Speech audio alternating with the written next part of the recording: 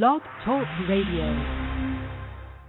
Yeah, I remember I heard somebody say, when the stars were strong, we could have a democratic society. was the first song ever sung. We could have great wealth concentrated. With skies forever blue. Concentrated in the hands of few. They were meant for me and you. I made a vow as a child to speak the truth unless a lie was needed to relieve the noose. But the rope's been cut, yo, I'm freed as loose. Now the power lies totally in me to choose, and I picked reality. So please excuse if it conflict with the fantasies they feed the fools. If it's a game, most are guaranteed to lose. Like 4th Ave said, you better read the rules. Somebody told you Mr. P's amused. They lied to you like junk mail, telling you you're pre-approved. MICs get used like 3s and 2s and 4s. Cause whenever I squeeze it, ooze. Hip-hop's power could breed the tools to liberate a whole nation, like Moses when he freed the Jews. But at this very moment, slavery's being used worldwide. Didn't you read the news? Who shot JFK?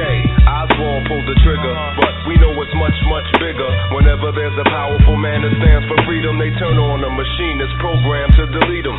Who shot MLK? Earl Reed pulled the trigger, but we know it's much, much bigger. Whenever there's a powerful man that stands for freedom, they turn on a machine that's programmed. Ronald McDonald couldn't flourish globally on the scene without McDonnell Douglas, designers of the F-15. When your leaders do shiesty business far away, it's unsuspecting civilians who often pay. You know what makes these men pretend so well? It's a 3-letter word that begins with O and ends with L. I ain't trying to be in the middle. I can't stand men who thrive on war. Not even a little. The machinery operates effortless. The relationship between big business and big government is incestuous. And when the mainstream media joins in, it becomes a 3-way. Brother, sister, and cousin, fucking like it's D-Day. And that's a fucking fact, check it. Hey yo, something ain't right, right? Like the CIA's track record. To protect business interests abroad, they removed the slew of democratic rulers and had dictators installed. But tell me, who shot RFK? So hand to hand pulled the trigger. But we know it's much, much bigger. Whenever there's a powerful man that stands for freedom, they turn on a machine that's programmed to delete them. Who shot Malcolm now? A Muslim pulled the trigger, but we know it's much, much bigger. Whenever there's a powerful man that stands for freedom, they turn on a machine that's programmed to delete. We all know the U.S. government's crooked and evil and should be completely overthrown by the American people. The first revolution was a beginning, not a consummation. This generation, you know there's gotta be a sequel. Even physically, it's feasibly with sinners, but the tree of liberty, it needs to be replenished with the blood of patriots and tyrants alike. But it don't have to be violent despite what some men may say. There's a much better way. Non-cooperation with Satan. Look at all the taxes we pay. If 90 million of us didn't hand over green, that would kill the Pentagon mass murder machine. And if we held on to the moment, we could suffocate government and corporations that essentially own it. But without these $150 Nikes on my feet, my life be incomplete, won't it? Who shot JFK? Oswald pulled the trigger, but we know it's much, much bigger. Whenever there's a powerful man that stands for freedom, they turn on a machine that's programmed to delete them. Who shot MLK? Earl Reed pulled the trigger, but we know it's much, much bigger. Whenever there's a powerful man that stands for freedom, they turn on a machine that's programmed to delete them.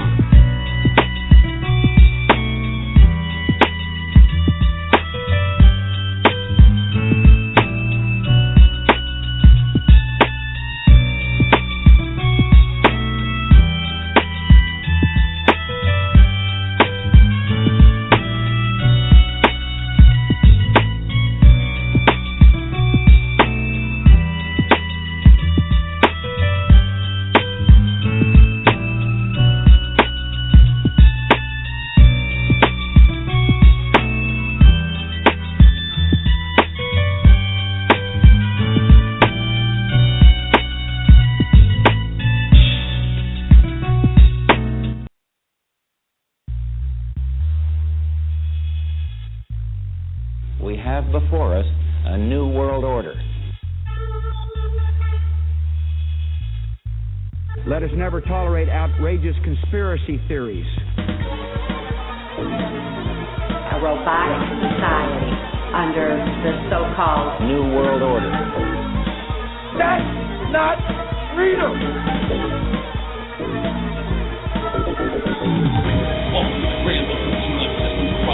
Constitution, free your mind, to rise of all the life, make your mind,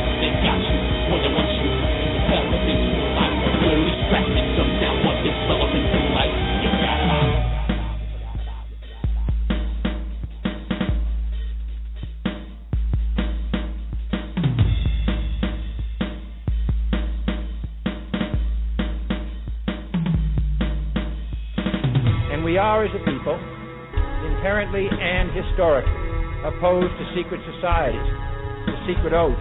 New World Order agenda. Welcome to the grand revolution of the corrupt. Massachusetts history, your mind, your rise. Of all the lives nationwide, our lives go under attack. Ignorance gets you killed fast. Knowledge your weapon, your ammo will depend on. It's WO Radio. It's WO Radio. It's WO Radio. It's WO Radio. It's funny how Hollywood and this entertainment industry will follow the Luciferian doctrine. Repressed people strike back.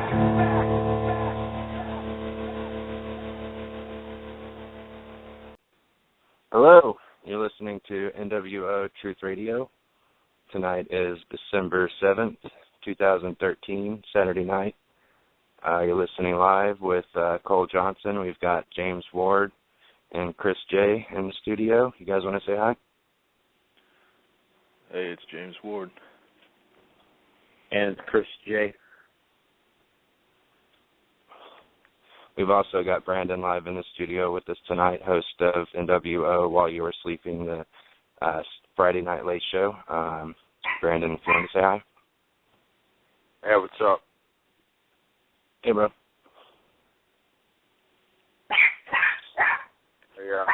Got those links queued up, too. I'll send them right on over to the event page for anybody who's interested in what you're going to be speaking on pertaining to what you were saying in the studio of aerosolic spraying and stuff. I have the links I'm going to send you here very shortly. Excellent. Thank you. Awesome. Thank you. Yeah, we didn't really have a show planned for tonight. This was kind of thrown together last minute, but we're going to talk about, the title of the show is USA, where your news is made up and your votes don't matter, and 100 reasons you shouldn't put up with it anymore. And one of the biggest reasons is, the chemtrails. And they try to pass it off as, with their global warming ploy as being fighting global warming. And that's the purpose of it, global engineering, and, which might be believable if they hadn't started it 30 years ago. But, despite why they're doing it, which we may never figure out why, it's toxic for us. It makes people sick, and it's just.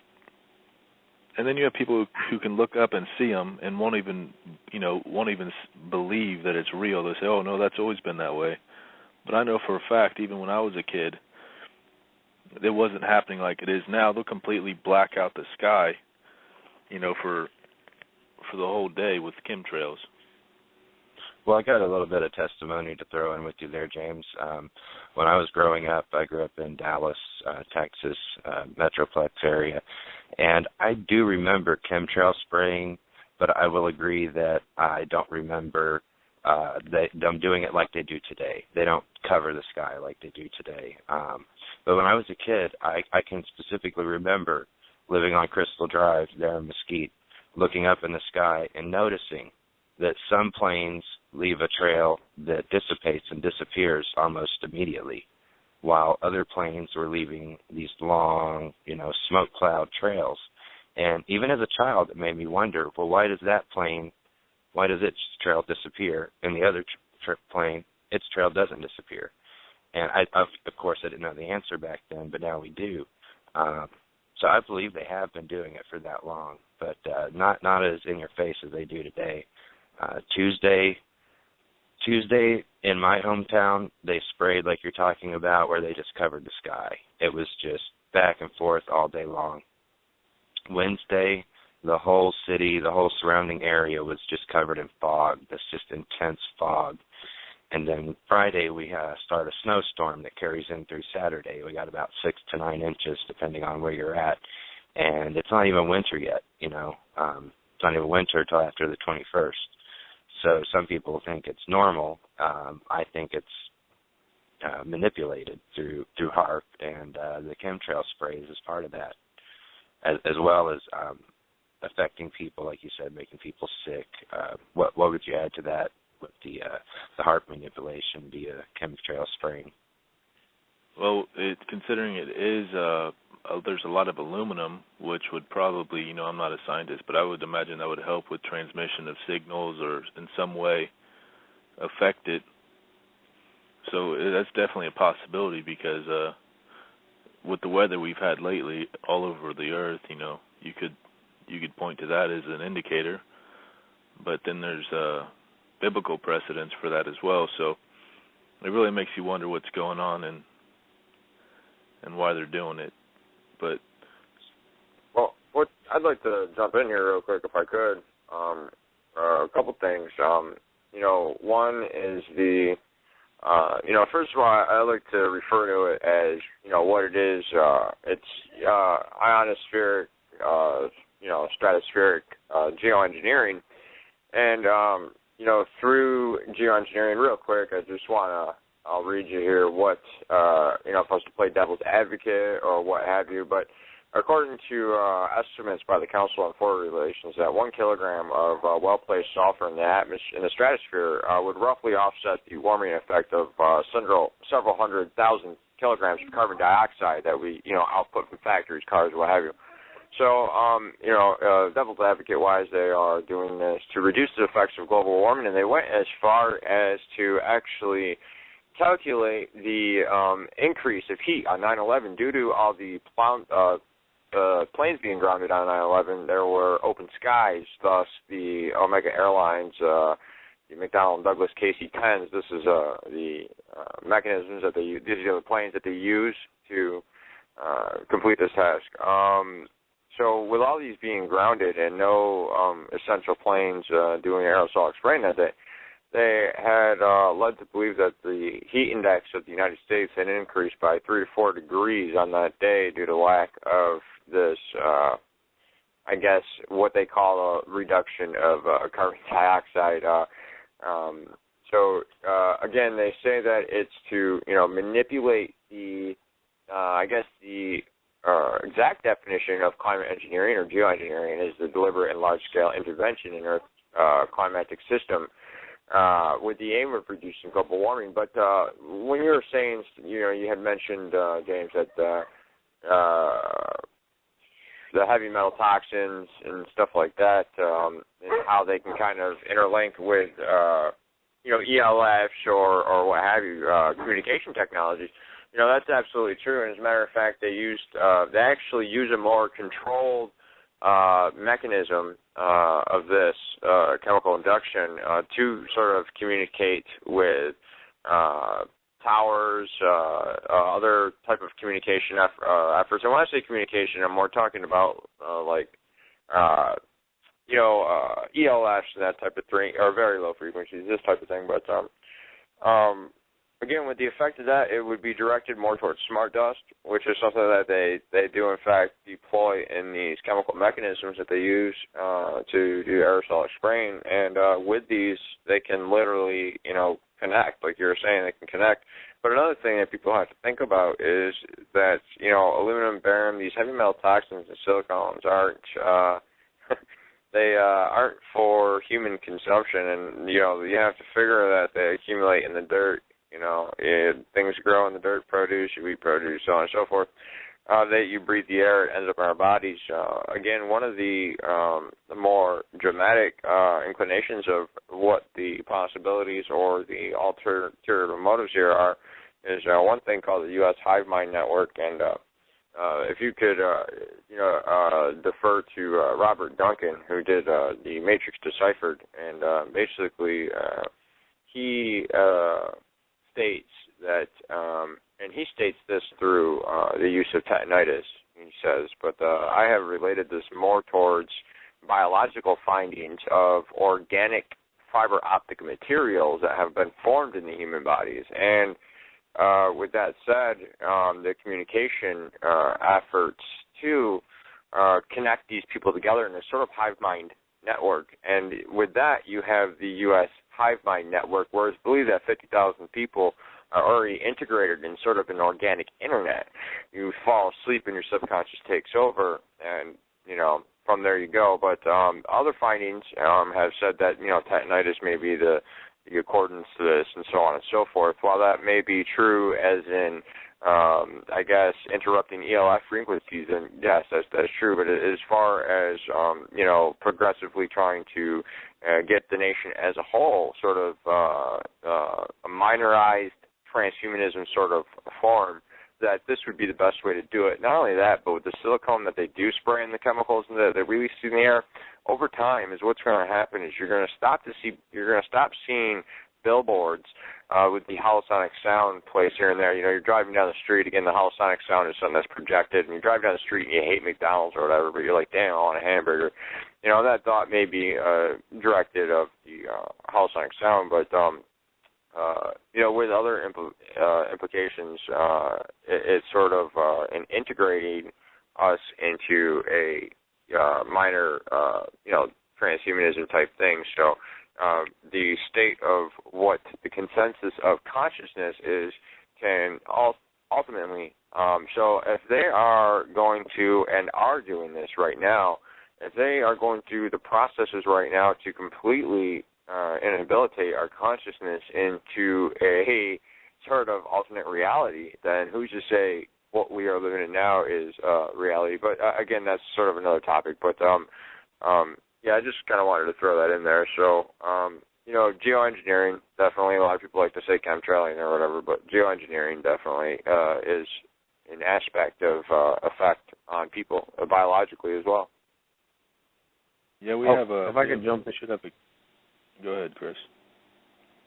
But if I could jump in here, since I've been talking, I would like to add about that whole geoengineering. And you were saying, like, as you guys as kids, which you guys are like 30 now, so that means that you probably saw that when you were like about 20 years ago. It's actually been going on quite a while, geoengineering. Like, if there's actually like a main if you go to the main Facebook site, like, against geoengineering, chemtrails, that they're the ones that hosted a giant protest against it. And, well, I don't know how big they were, but it was the biggest ones probably ever against chemtrails specifically was in August, and they're doing another one in January. I think it's like Global March Against Chemtrails and Geoengineering. You can see that it's been decades, actually, since they started doing these programs. And there's so many motives, like we were talking about, they might be doing it for. I hear, trying to alter the weather. I think that's one of them. Well, I heard, forget where, it was something like, it was like to the extent of the billboard thing, where you have they'd be in the sky, like during a disaster or whatever, or when they're trying to do something, since aluminum has like reflective properties of light, they could use that as a screen if they build enough. Yeah, that's where I was actually, thank you for finishing my thought there. That's actually where I was going to go with that. In the future, you're not going to see billboards like the holosonic sound. You're going to be able to look up, like in Minority Report or something like that. You can look up and you can see the billboards in the sky exactly. You're very, very correct with that. Oh, yeah, go ahead. I'm sorry. Yeah, that's I was wondering, I think I knew where we were going with that, but I was like seeing if that was where you were going with that. That's what I heard was one of the other motives. That's true. But it's absolutely. You have that, you have your weather that they do in accordance with HAARP. They also do that. They do that with they're probably doing the billboard saying that's another second motive, and they have the third kind of, I don't know if they're doing it purposely or is it just like one of their lucky coincidences for them, is that it'll be depopulation, because this is going to make us sick. Aluminum is not supposed to be consumed by humans. Well, and it's already on a as far as motives go, the depopulation comes hand in hand with it. Because you can't subject people to heavy metal. And again, people who are out there listening to this that might doubt this, keep in mind, again, there's a lot of patents for this, too. I'll post those shortly. But, I knew somebody who used to fly a C-135, who was actually my guest on a show, or my co-host on a show a while back while you were sleeping, Tin Man. He used to fly the C-135s, and those are refueling planes or whatever, or C-130s, I think. And I asked him, I said, what is jet fuel? Because when 9/11 happened, they used that jet fuel like it was, some big mystery or what have you. But real quick, I got to pen something else. But the thing. It's kerosene. So. Right. I do have someone I want to bring in for a minute. She has a different, a kind of a different type of view on this. Not different so much, but another aspect of it. Area code 02575. If you have her on the line. Yeah. No. Yeah, I'm sorry. I had to answer the line. It's nothing but kerosene. So kerosene cannot burn. And not only that, but when kerosene is released into the air as a contrail effect, it dissipates. It does not expand. You know, the dissipation of expansion is more so what you see with the geoengineering. Right. It's definitely not just smoke from the plane. But yeah, I remember I had an application that would show me every commercial flight in America above my head. It was on my iPhone. And it'd show you what was flying above you. You know, I could look at my phone and track the planes in the sky, and the chemtrail planes were never on there. So it's I want to add something about the chemtrails. Like, yeah, I remember you guys were saying something about, like, I don't know if recently I know they found out about what, like, it was some kind of airline program that was doing the work, you know, spraying the chemtrails and stuff. I forgot which one it was. Evergreen? An article. Yeah, I think that was the name, actually. Yeah, it's not an airline, but it's a company that does it. They call themselves Omega Air. That's the name of the company, is Omega Air. Here's my card. I mean, there's probably others. I'm not saying that there's not. There's probably others. Yeah. I was thinking, I just couldn't think of the name of the company that did it, and I realized that was the one that did it, and I saw, like, but the thing is, like, it's a big secret how it's all done, but you can see online pictures of how it seems like a secret, but online you already know we know the airlines that do it. We know what kind of systems are inside the planes that you can see, like, you know, they have the gas tanks inside. And it's one of those things that's so kept a secret from a regular public, but if you actually do just a little bit of research, you can find out quite a bit about it. Absolutely, man. All it takes is the will to want to do it, you know, and you can find it, and you can verify it, you know, just by going outside and looking up, or getting the app, like I said, the app that tracks the planes that are registered with the I forget what it's called, the FAA. Registered with the FAA. Yeah, FAA. And the FAA has them all in that little. I know that flight tracker app. I saw that on Google Play. I never downloaded, but I already know that I don't need any more proof. Like one day I'll be like, oh, that dissipated 1 minute, and all of a sudden the other day I'll be looking up at the sky like, why has that thing been up there for 50 minutes? I mean, right. It's obvious now when you just. I sat up there one day and watched them fall down like all day after they sprayed, and saw them turn into like clouds, you know, like streaky clouds, and then, you know, begin to get dark. But before night came, it was like just a smog over the, you know, like smoggy clouds. It didn't even look like clouds at all. But, you know, that's how I knew for sure, because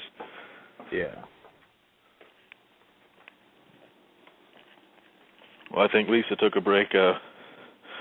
She should be back. Anything else you want to add to that, Cole, on the whole chemtrail topics?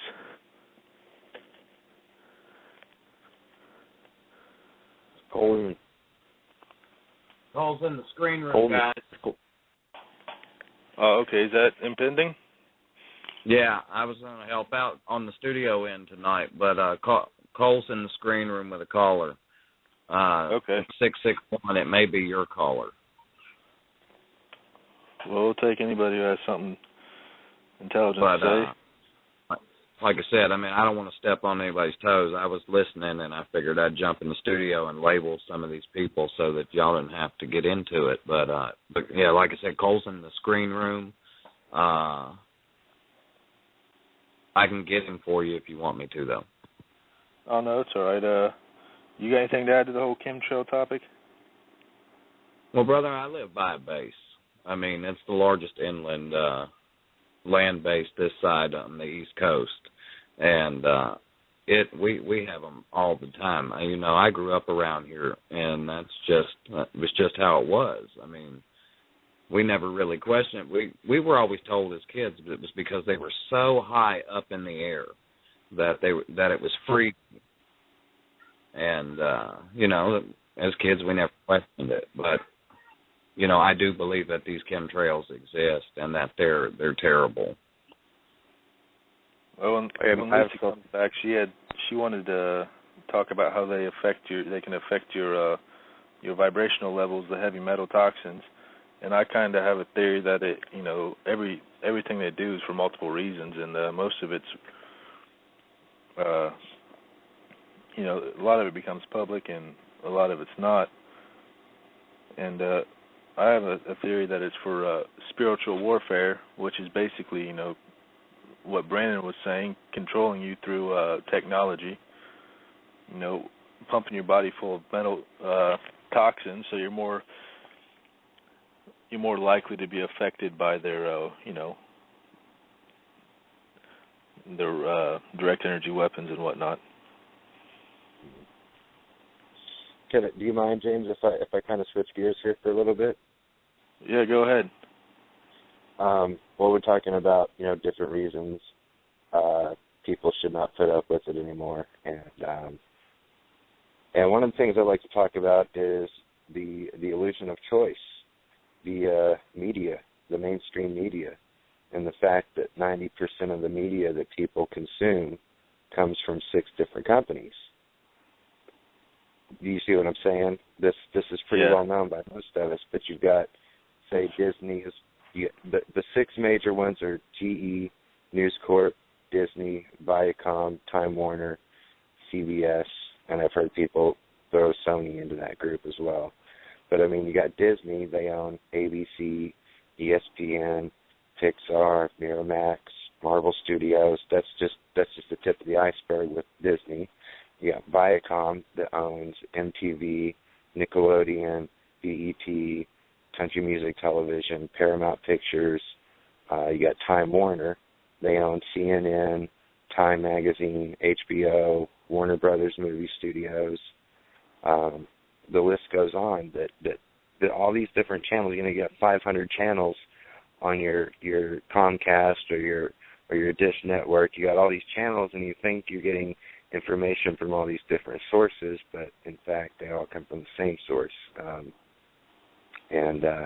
Same thing goes with commodities, and the same thing goes with our politics. Honestly, I believe that most of our politics these days is bought and paid for in a hidden kind of a hidden fascism, if you would call it that. We call it a democratic republic, but we know that the corporations are the ones that are really putting those people in office. So who are they going to serve? And you can draw basically all the food that we eat back to a handful of companies as well, like Nestle and Viacom, whoever owns Taco Bell and Pepsi. But you could do the same thing with the food industry as well, and they're all pumping the same kind of poisons into us. And the soap and shampoo, and it all has the same chemicals, even some of the chemicals they put in the food. So at some point we just got to say enough's enough. But you were going to say something, Chris. Well, that whole illusion of choice, especially with the media, is like one of those things that I really like. It's one of the hidden fascism. It's like one of the main things I talk about, like on my Revolution Radio, on my show, was on the first show especially, was about fascism. But that's one of the things that a fascist government will do is give people an illusion of choice or something like that, and then it's all in their case it'll be all nationalized. But here, the thing about ours, it's a corporate fascism, and it's the corporatism. It's where the corporate and the government, it's a blurred line. It's the same thing practically. The United States is a corporation. I'll remind you that it was turned into a corporation in 1871. I was bringing into that. In 1871, an executive order said, here's actually what it said: Washington, D.C. was now an independent state. which that's in now that independent state still controls the U.S. even though it's not part of the U.S. And that's what happened in 1871. And with that whole illusion of choice, even like when you break it down even lower to what they try to give our news through, the big three channels, CNN, Fox, and MSNBC. CNN is owned by Ted Turner, a billionaire. Fox is owned by a defensive subcontractor let's say Rupert Murdoch has a giant stock in it, and a Saudi prince. And all those, or you don't want those preaching the news. I mean, one's going to be trying to bring wars, another one is a bad man, another one is a Saudi prince, which he has a lot. They all have special interest into the news. And then you have MSNBC is owned by part of it defensive subcontract, the other part by General Electric. That's the problem with all our media. They have special interest controlling it, and 90% of it is like that.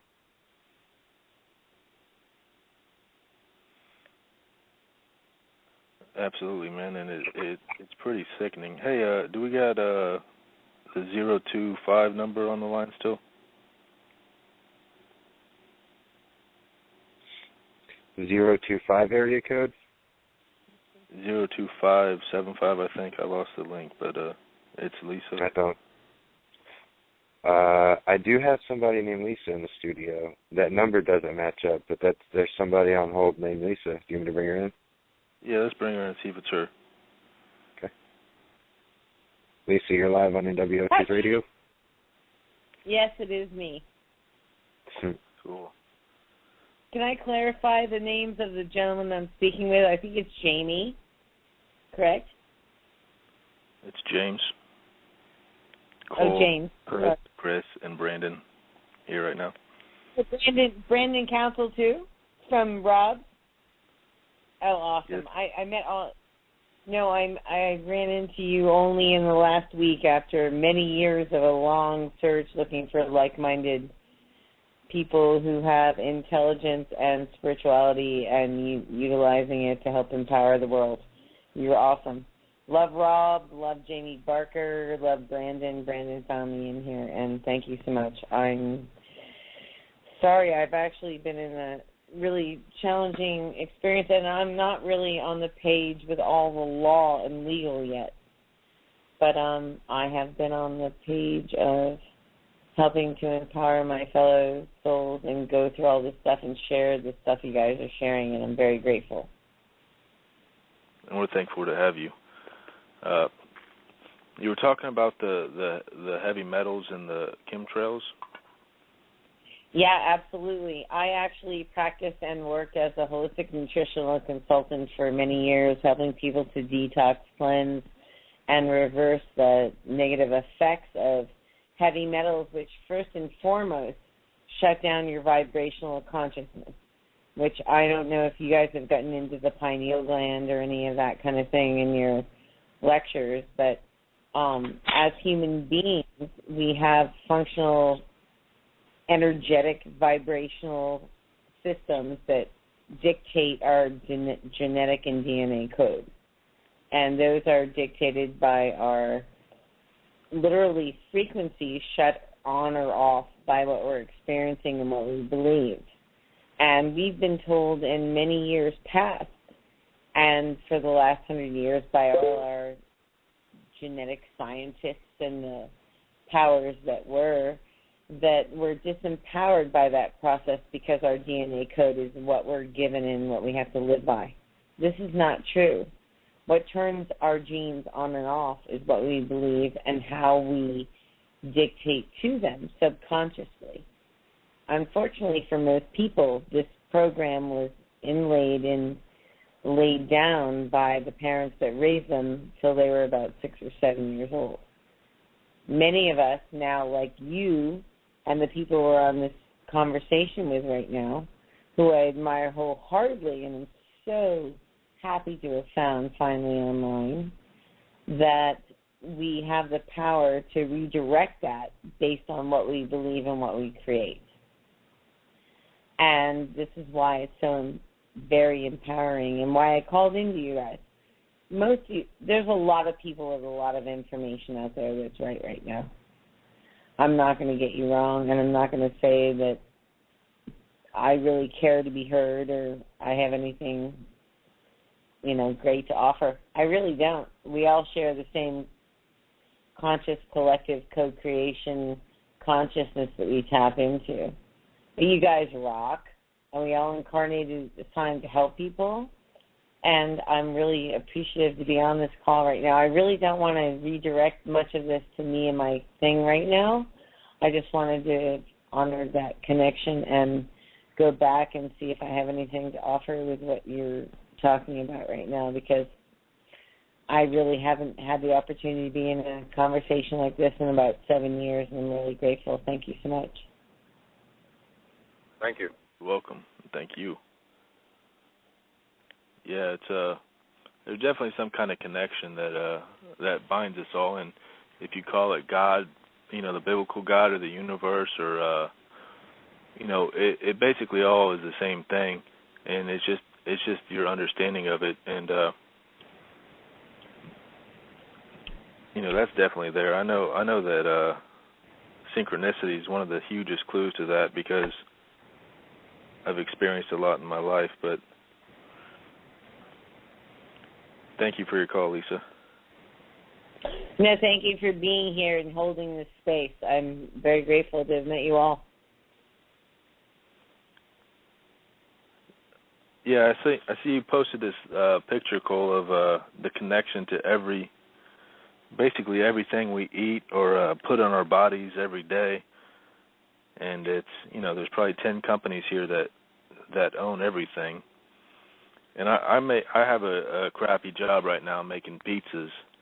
And the one company makes pizzas for Nestle and some other companies, Kellogg's, and they make their own pizza. But every day when I go outside for a break, there's a Crowley truck, which I thought was strange, delivering something, and it's Archie Daniels flour.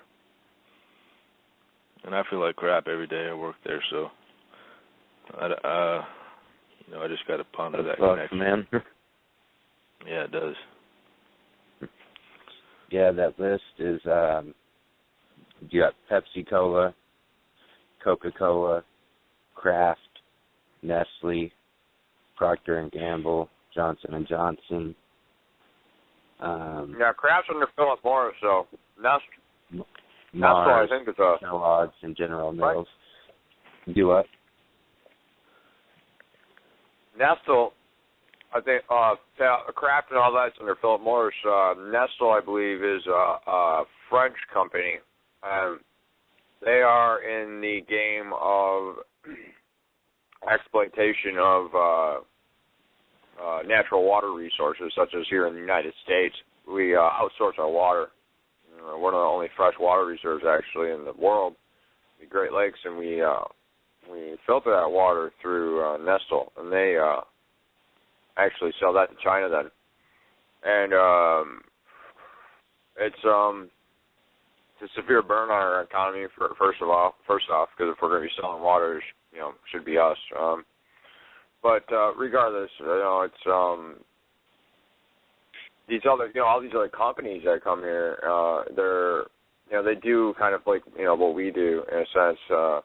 More so in the fact that it's just again, I don't know. It's just I was just adding that the Nestle company and stuff, what they do as far as with the water and stuff like that. And then people think that like bottled water is the safest thing that they can drink. It's absolutely not true. Like there's so many water companies that you think you might be drinking that are actually Nestle, and part of the formation of a plastic bottle is actually through lithium. So through that gas, one has to figure after time that accumulates in your blood. So whether you know it or not, or what have you, you're still drinking something that was placed in that type of environment. So. And then there's the bisphenol A that's seeping out of the plastic, especially when it's in direct sunlight, like they keep it outdoors at a lot of these places. And, that's right. Right.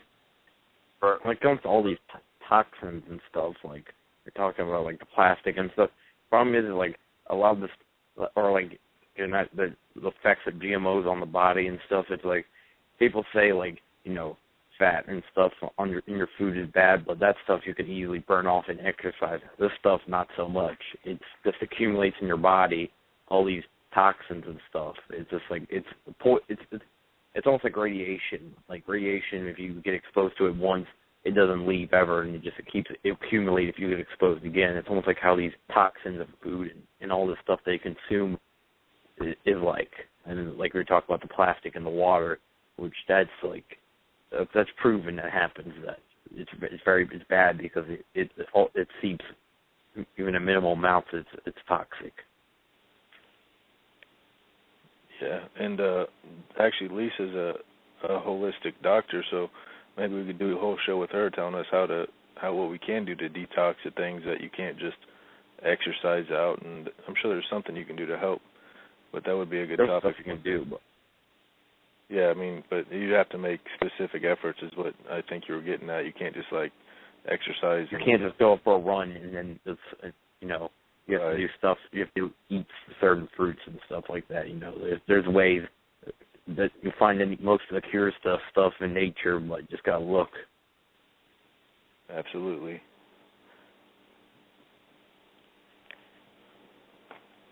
So, there's a lot of stuff we could talk about. We could talk about the fluoride. We could talk about the fraudulent contracts were made to believe were legal, and requirements just to live. I want to let you know you got Ariel on hold here if you want me to bring her in. Yeah, definitely bring her in. She can definitely catch us up on Agenda 21. But Ariel, you're live here. Hey, what's going on? How you doing, Ariel? I'm doing What's up, pretty Ariel? good. Not too bad. Oh, not too much. Just listening in on the show.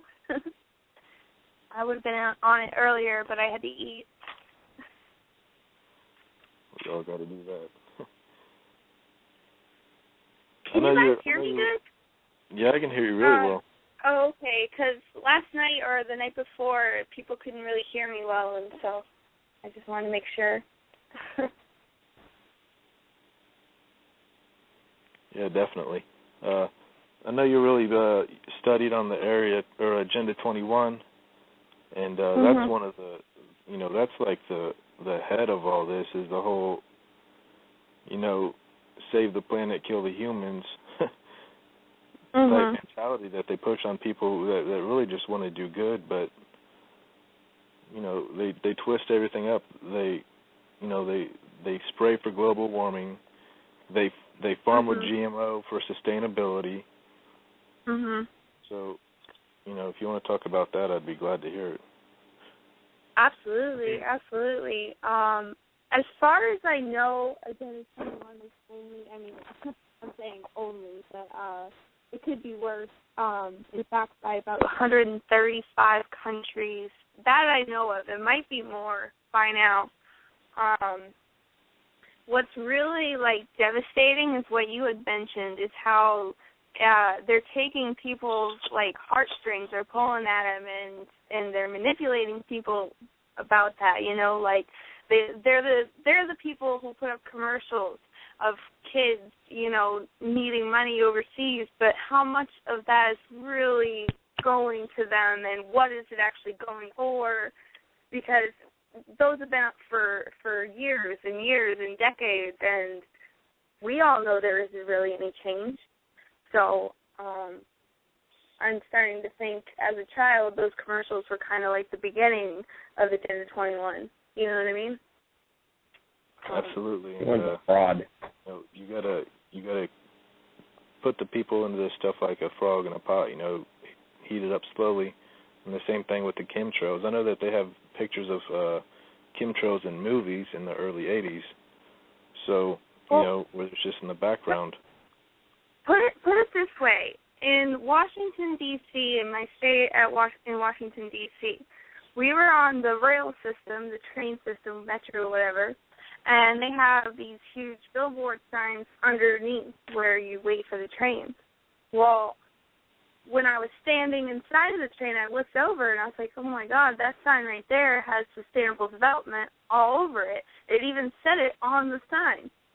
Right there, out in the open, with homeless people sleeping right next to the sign. I mean, that's like kind of, in a way, to me, like the biggest propaganda ever about it, because they put it like in D.C., in an area where they know homeless people are going to be at, you know what I mean? And that's one thing they try to use is homelessness.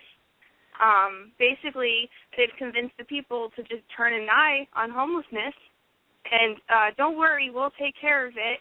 But now you've got cities in the United States that are making it illegal to even be homeless, let alone feed them. But they're still going, oh, don't worry, we'll handle this. But those people are being put into places where they're just, my brother is in one. There's a place in Providence, Rhode Island, and I went down to go try to find him, and they wouldn't even, they didn't even bother to help. And what really struck me odd is there were still people in front of this building asking for change for the bus. When they're in a building, actual housing area that feeds, clothes, and is by a main bus route, but they're still asking for money, and they're still asking for this, and it's like, what are you really doing to help them, and why can't they leave? You know?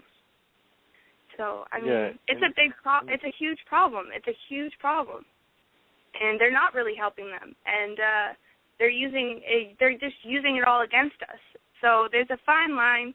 And I just hope I can, help people to at least, still understand what you do is good, but to also try to understand that some things you might do are actually helping the people you're fighting against. And you really need to look a little further past your ego to get to that point. You know what I mean? Absolutely. And they bailed out all the banks that gave the fraudulent or the faulty loans or whatever you have it, and they evicted the tenants. Now you have a bunch more homeless people, but you have enough empty houses in America to put them all in one. Put it this way. There are homeless people sleeping in front of the White House. In front of it. Right in front of the White House. Homeless people. Not just one, not just two, not even 10. I'm talking lots. Lots and lots of homeless people sleeping in front of the White House. That's a terrible thing. And I don't know. That's completely true, actually. Like, I know what you're talking about. A lot of them, they sleep across the street, right at that Lafayette Park, I think is the name of it. The place. Mm-hmm. It's horrible. I mean, it's the same thing. Like all around that area, though. It's not even just the park. The park gets a lot of them because it's so together. You know what I mean? Yeah. I've been there. It's also open where if something were to happen, they could get away fast. But I got lost down there, and I was on a side street, but I could see the one of the monuments, and I looked over to the right of me on the same street, and every indent had a plastic mattress, every single one of them. So there was about 6 or 7 plastic mattresses on the street, and 3 of them were occupied. It's horrible, but it's the UN, how they pull the heartstrings of people and then try to support them. They're not really going to do anything for the poor. They really don't care about the poor because they're in it with the corporation. They're exploiting them. Yeah, and they're not doing anything.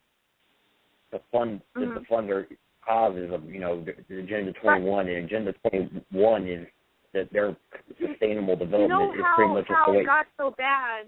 I was on a show the other night, and we were talking about the difference between conspiracy truth and conspiracy theory. And I don't really make too many theories. I try to stay away from it. I try to stay with conspiracy truth, all factual information. As far as theories do go, I believe personally that United States of America has never fully been a capitalist country. We are, but we've never fully seeing the extent of capitalism, but the left pushing the gap further and further and further into full capitalism, and that's what we're seeing today with homeless people sleeping in front of the White House. Detroit's finally bankrupt. As of yesterday, I believe, they finally went through the whole process of claiming bankruptcy. A whole entire city. Just put that together. Like, it's outlandish that they prey on us, and they're like, oh, it's your bad, but here, you still have to help, and you still have to have self-esteem, but you're the bad person, so have self-esteem, but we're still going to keep telling you how bad you are, so you'll feel obligated to do this. It's not this. Going back to your point about how we went to full capitalism in the last maybe 40 years or so, the truth is that that's one of the things. It's capitalism has morphed. The old capitalism was the normal, one that allowed free enterprise and the average person to go. I mean, that was before 1913, the Federal Reserve. Slowly, ever since 1913, when we signed that deal with the Federal Reserve, slowly it became more corporatist. And corporatism was corporate. Right. I call it corporate fascism because the government authority is getting stronger at the same time. In fact, Benito Mussolini, dictator of Italy for 22 years or something like that, one of his main goals was corporatism. And corporatism, because here's what it does, fascism, I call it the system of the elite. The elite love it because it keeps them in power for eternity, and the poor are oppressed. And sometimes, like what Obama's doing right now, pushing further fascism, but he says he's going to make more equality for the average person with all the stuff that he's saying he's doing, all the social programs. I have to remind everybody that Adolf Hitler did the same thing with it. He did the same thing. Well, Socialism is used as a base. But the thing is like, he keeps our president keeps claiming, like, he's against this, he's against that, but we all know what he really does behind closed doors. Yeah. I mean, the man's friends with Billy Ayers, for crying out loud. But the thing is he's all about sustainability. Like, if you look up his track record with sustainability, which tells me that he knows that our economy is going to bound to collapse. Like, he knows that, and it's all about distribution. But I personally believe they're going to do is they're going to try to use the gold standard, because that's what the BRICS nations are trying to do. And then I also believe stocks and bonds are still going to be a thing, because there's a bunch of green stocks and bonds that are coming up in the market right now, green solutions and all of that. You know what I mean?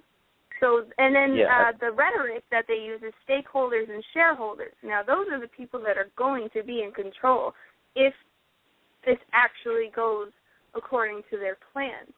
If we keep helping them, it is. If we keep helping them, it is going to work. That's the biggest thing that I fear, and I don't really fear much, so,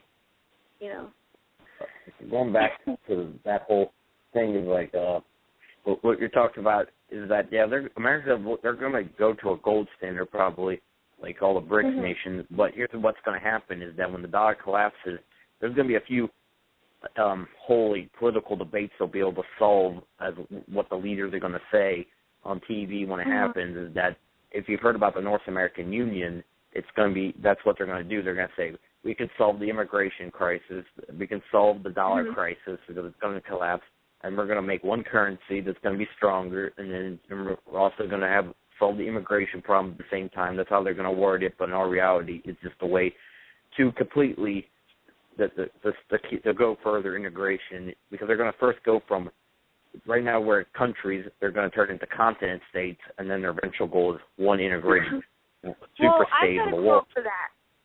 I have a quote that I've been, I kind of coined. A world without borders is a world without boundaries. And that's just the truth. I mean, I'm sure everybody loves their country individually. But, that people have been fighting over land for how long? Since mankind has been around? You know what I mean? Civilization started.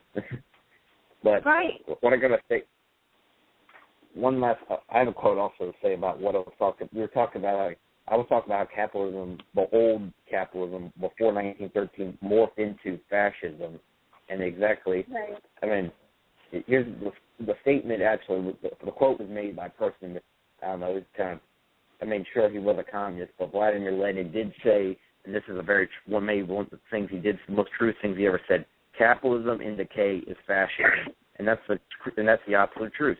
When it falls apart,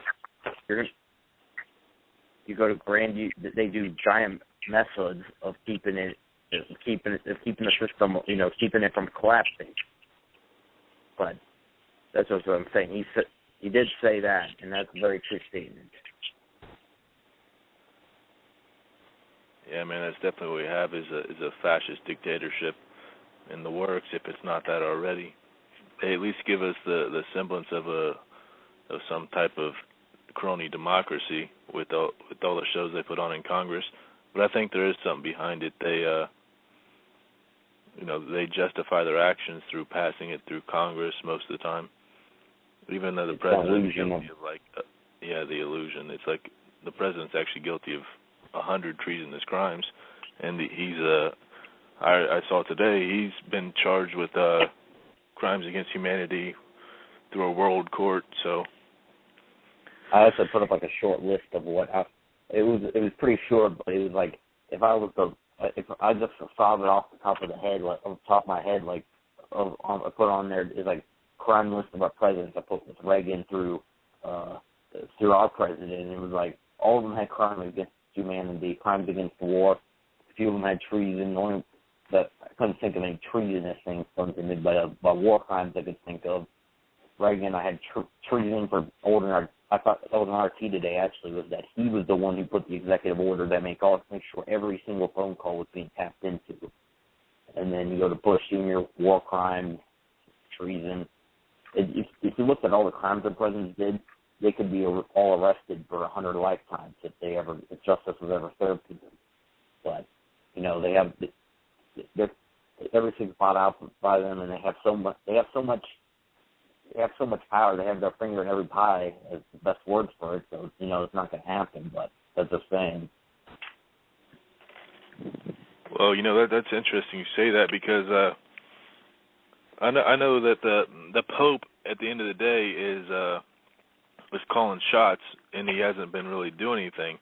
But we have a new Pope, and this is so crazy to think of, like he could help us, but you can only judge a man by his actions, and he might be trying to save his own ass. I don't know, but he. If you're talking about that, and that's why I just assumed. What are you talking about? What actions are you talking about? Apostolic letters, I think is how you say it, and they basically take away the protection that they were operating under, committing all these, financial terrorism, proliferation of weapons of mass destruction, which could be chemtrails, fluoride, all the, everything we talked about tonight, not to mention the phosphorus or white phosphorus bombs we drop all over the world, and, yes, the depleted uranium. So we have every right and the backing from the highest authority in the land to put these criminals in jail. So, I don't know how he got elected Pope or how they do that, but if you need a good reason to do it, that's one right there. I mean, yeah. We're going back to not that we need any more reasons to do it, but yeah, but we already have 100 reasons to do it. But talk about the now, yeah. Honestly, like what I think about the Pope right now that's in charge, I know he's just like the rest of the Vatican calls the shots. They rule London, which rules us, and the Vatican. The Pope. I think he's just like, since there was this massive, onslaught of all kinds of people were starting to wake up to what the Pope, not the Pope, but the Pope and the whole Catholic Church has done, and people were starting to, walk away. So the Pope, I think Pope Francis is just trying to save the Vatican's ass by saying, by saying all this stuff, like saying that, consumerism is bad and all that stuff, trying to get just the people. He's just saying what people want to hear. It's like when a corporation, when they find out that they didn't pay 500 people's families who died in their factories, and then they say all the stuff that people want to hear. It's the same deal. It's a PR man. That's what the best. Anyways, the Pope that you see on TV is not the one that calls the shots. It's the Black Pope. He's just a spokesman, the Pope that you see on TV. Right, and the Black Pope is usually a Jesuit. And the interesting thing about this Pope is he is the first Jesuit Pope. So I mean, there's a lot of stuff very interesting. I know it has my mind scrambled pretty much because I can't pretend to understand global politics completely. I don't know what I read about the Vatican is true. I know that they implemented pagan holidays in the Catholic Church, but they say they did it to get people on board with Christianity. So I mean, I don't know. It's like I don't know what's right and wrong, but I know what he's saying is right, and what he's saying. If he's doing to save his ass or not is a side note for me, but we should take this opportunity and seize the day. You know what I mean? That's my thoughts on it anyway. You'll have to see. I mean, it's like when it comes to any kind of leader like that, it's going to take a few years before we actually find out what kind of character he has. I mean, it was the thing is like some people from day one knew Barack Obama was going to be worse or the same as Bush Jr. for this country, and other people. I mean, I'm even guilty of it. That did not know till maybe about 2 or 3 years into it. It was more like one or 2 years after I started learning stuff about politics. For like the first year, I thought he's not as bad as Bush Jr. And then I realized he's the same, maybe even worse. It's when you started seeing what after Nate and all that, and so you have to see. I mean, right now he's saying all those good things, but so did Obama at the beginning, and look what he did. So absolutely, and even when I heard him speaking before he was elected, I'm like, well, he's got a good mouth on him. He sounds, this shit sounds good, but it's like you said, it's like everybody just says what people want to hear, and they do the exact opposite. Like he won a peace prize, and he ended up starting more wars and continuing Bush's wars, and I mean, how long are we going to be suckers for? I mean, think about this. He was about one speech away. That speech where he was announcing on that one Saturday afternoon where he was going to announce what was the decision on the Syria, either to strike it or not. He postponed, but if he would have said yes there, it could have been that could have been the difference between us going to World War III or not, because that strikes would have led to it started off as strikes in Iraq, and it got huge pretty quickly, I think, right? And then so it's the same. And this would have been bigger because me and James were talking about on my show was that Iran and Syria have that treaty that if we attack Syria or we attack Iran, the other is going to come to help each other. I mean, you have to realize both Rothschild have Rothschild.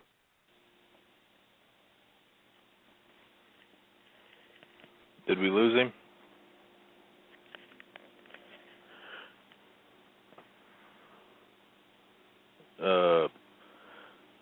I don't know. Did we lose you, Chris?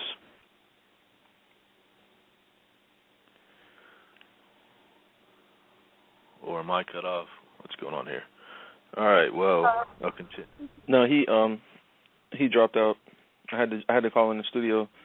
Cole got cut off too. I think Cole's with us now too. Cole, you with us? Yeah, I'm here. Okay, yeah, we got Cole. All right, well, live then.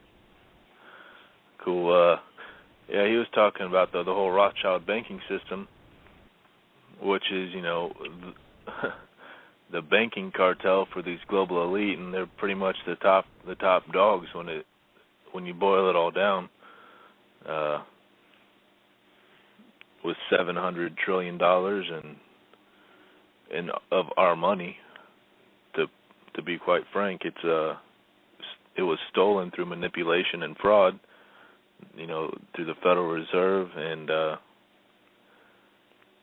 or take it back further to when they manipulated England with the news of the Battle of Waterloo. They manipulated the English stock market back then to gain control, to drive prices down, and everybody sold it because they, were worried and panicked, and then, Rothschilds come in and buy everything up at the, bottom dollar, and then the actual news arrives that Britain won the Battle of Waterloo, and the stock prices go back up, and continue. They organized a run on the banks here in the United States to show instability, and convinced a handful of senators to stick around on the Christmas break and pass the bill. Is the way I understand it. But when people look back on World War II, they assume when the war started in Germany, with the Reichstag fire, that was when World War II started. But the people in that day didn't see World War II. They weren't like, oh, we're going to war with the world. And if we let this war continue, people won't look back and say, oh, World War III started when we got involved with Syria and Iran. No, they'll say, oh, it started around September 11th when we went to war with Afghanistan. So World War III started, and we just aren't calling it that yet. And if we're going to let Einstein be right, he said, I don't know what weapons World War III will be fought with, but I know World War IV will be fought with sticks and stones. So, I think it's becoming obvious what weapons they're fighting World War III with. It's weather weapons and financial weapons, which has always been a tool, but... Hey, am I unmuted? Hello? Yeah, you're in here, bud. Okay, yeah, my call got dropped, and then, okay, we were talking about, the whole Rothschild banking system, and people need to realize that every war in this last decade, since, if you look at the wars, Iraq, Afghanistan, they installed a Rothschild bank soon after they invaded. You look at Libya, the NATO mission Libya. Gaddafi was actually part of it. You had gold, and he was going to trade in a currency. He was going to trade his oil in a currency that wasn't the U.S. dollar, so the U.S. and got NATO to do a mission there, invade, and then they installed a Rothschild bank after they threw out Gaddafi. Also, Sudan, they installed a Rothschild bank there and now they want to take out Iraq and Syria. And then if those are taken out, then they only have two countries left, and they'll be North Korea and Cuba. So in North Korea, they were antagonizing a lot over the last year. Cuba, I think they figured that there's going to be no war if they have to take that. So you can see the countries that they've antagonized and went to war with in the last decade are all the last ones that haven't accepted the Rothschild banking cartel yet. Yeah, and did you mention Venezuela and Mr. Chavez?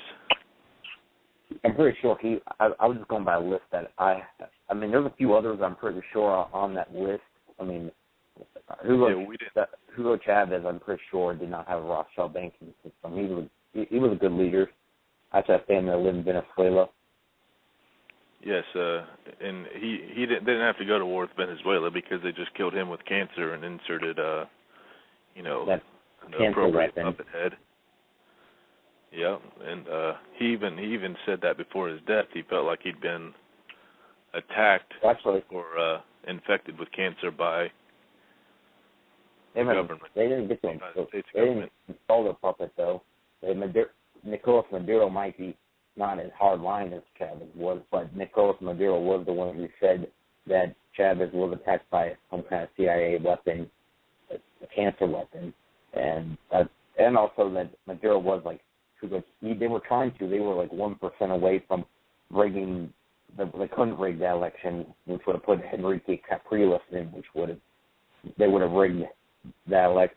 I thought they were going to rig that election, but they didn't get to, and so they haven't installed a puppet in Venezuela yet. We'll have to see how much Nicolas Maduro cooperates with the U.S., but it seems like maybe they didn't install a puppet.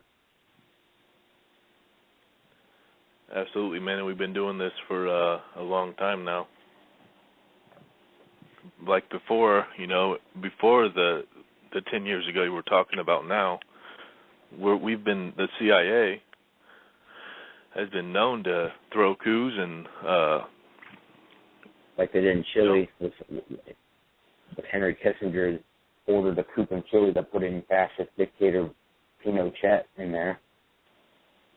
One of them, let's see some other ones that they did. They supported Noriega coming to power, and then of course they took him out probably when he didn't give his cut in the cocaine deals.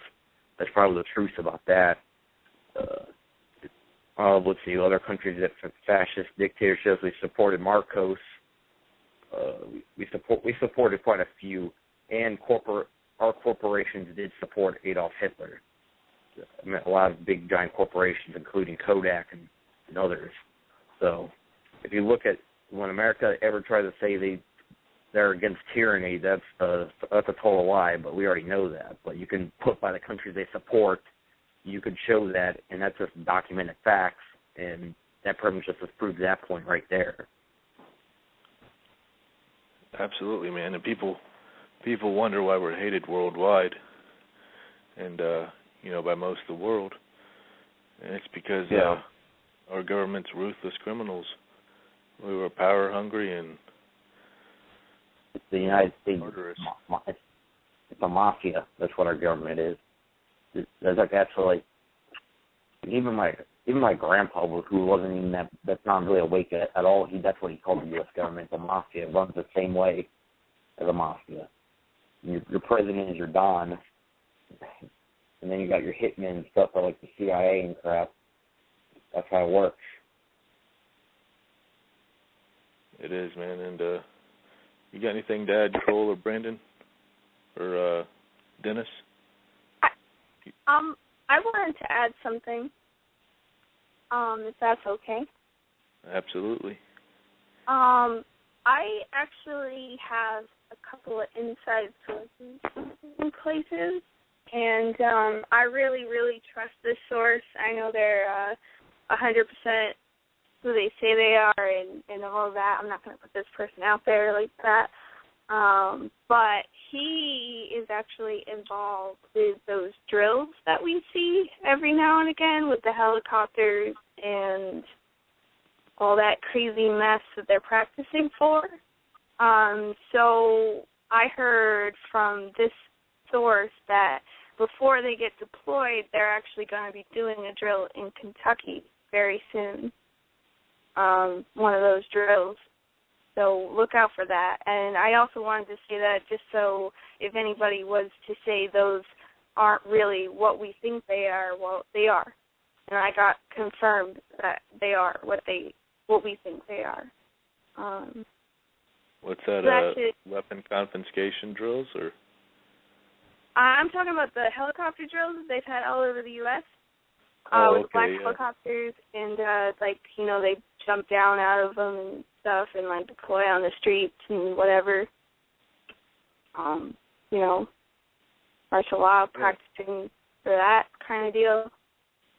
And I've seen caravans of, and this was a few years ago, of military trucks that weren't U.S. military. They looked like maybe Czechoslovakian or I don't know where they were from, but they were definitely foreign troops and foreign military equipment traveling down the highway in a big. They're not even hiding the fact that they've been doing drills with other countries. They're actually letting the people know that stuff they show right on TV. But what they don't show are the drills that we like. You know what I mean? Or if they do show them, they're making them look like they're a Hollywood movie or something. Isn't this cool? No, It's not cool, you guys. Not cool. They don't really show. I know Glenn Beck. He talked about on one Fox Morning show about how he was going to expose the FEMA camps. He couldn't believe it was true, and he was all excited about it. And then later that night, he was oh, I'm sorry, I was mistaken. I got to think people have good hearts, even these puppet talking heads. But yeah, go ahead. the source that I got it from is a very good source. I'm just gonna put it that way. I mean, I might tell some of y'all later, but I don't know. Regardless, no, I trust the source and just keep an eye out. Really, I mean, that's what he said. Like Kentucky is planning on throwing a drill similar to those very soon. So we'll keep an eye out. Thank you, Ariel. Absolutely. And it's when you see all these troops performing drills, they're probably not even military, like U.S. military, because that's illegal. Probably. They're probably foreign troops or Blackwater troops that will be, if they get to the point where they, enforce martial law of some sort. Not real martial law, because it has to be instated by the governor. But that's what I can add to that. Martial law. What I'm pretty sure what's going to happen is it's going to be United Nations troops coming here, because when you look at it, they're actually already on bases. I've heard training, getting ready for martial law. And the thing is about the United Nations troops is that since they don't have no personal connection to the American people, it'll be very easy for them to do whatever they need to do. I mean, that's why they're not going to put U.S. National Guard or whatever. They figure they won't be ruthless enough or whatever they'll take to install their martial law. And the United Nations will justify it as one of their other missions, guns or, other stuff they're going to do that's going to be one of the things that's going to happen during martial law. And, of course, imprisoning, they're not going to call them dissidents, probably made dangerous, dangerous radicals are going to say they're arresting, but they're just normal people. And that's what's going to happen. Terrorists. You're guilty of a crime of potential terrorism to the United States corporation. That's what's going to be that. They're just going to say that you were suspected of terrorism or conspiring to commit terrorism, and that's what's going to happen. Absolutely, man. And, we can stop it, but, I can't say we need to stop helping them. Like, that's what I'm getting at. It's like we're doing good work, and the same work that you're doing, you can do it a different way. You don't have to do it the way that's presented to you. Come up with your own idea. Like, stop joining all these things before you know what you're getting into bed with. You know what I mean? Right. Things to look for is Smart Growth, ICLEI, which ICLEI is all over the United States, so is Smart Growth. There's a new program that they have out called the Local Roundup Program. Doesn't that sound messed up? My hometown, which is all federalized now, has that program. The entire town is now federalized. And it has a federal prison and everything, federal schooling. And the program, Local Roundup, is in 3 towns/cities in my state, and they're all like very diverse cities. They're all federalized cities, and like it's very scary to think about what they're planning for that. Because I have no idea. Don't want to wait and see either. So. Right. What does federalized mean? I mean, does that mean they gave control of the city government to the federal government? Basically. Or does that mean basically? Okay. That's exactly what that means. Yes. Yes, that is. That is exactly what that means. Because, yes, there's still regular police there and stuff, which I'm sure they're slightly federalized because most police precincts are today. But they do have a federal wing. Like, they have SWAT teams and everything. Always going into people's houses. And the way that they work, I've been witness to this. This is how they work. This girl comes to my grandfather's house, and she brought her daughter, and my brother's girlfriend, whomever, came over with my nephew.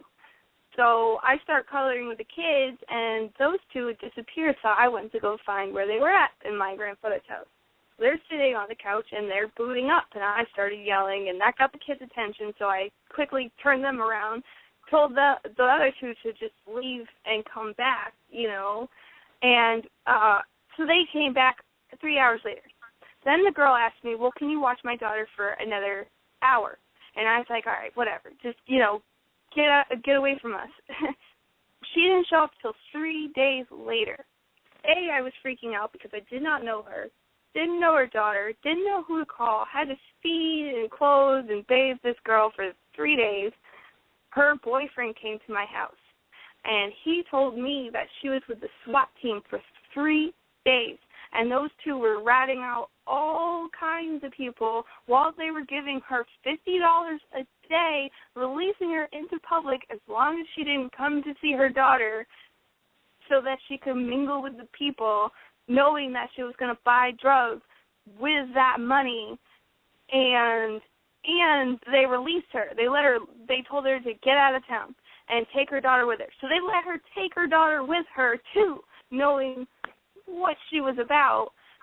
And I also got to witness the aftermath of all of that. They blocked off an entire street and went house from house, because that's what you get with a federalized area, full of drugs, full of crime, and as long as they control it, they let it happen, and they perpetuate it, and then they wait until groups of people get to a certain level, and then they bust them, and then it starts all over again. It's a wheel.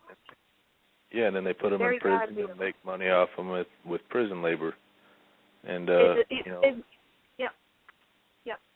They bring a bunch of criminals to the town, and then when they get released from prison 3-4 years later, whatever, they have nowhere to go. Nobody comes and gets them, so they're living there. So they go back into the prison system, or like a lot of locals go into the prison system, get out, and go in and get out. It's ridiculous, absolutely ridiculous. It is, and it's sad. They put people in prison for. I know I've been to court a lot, and they always let the child molesters get off with probation. But if you have if you have drugs, you got to do 3 to 5 a year. So. I have a friend in Concord State Prison right now in New Hampshire, and he is petrified. And the reason why he's petrified, not because he's scared of being there, but because a majority of the people there are pedophiles, and it's accepted.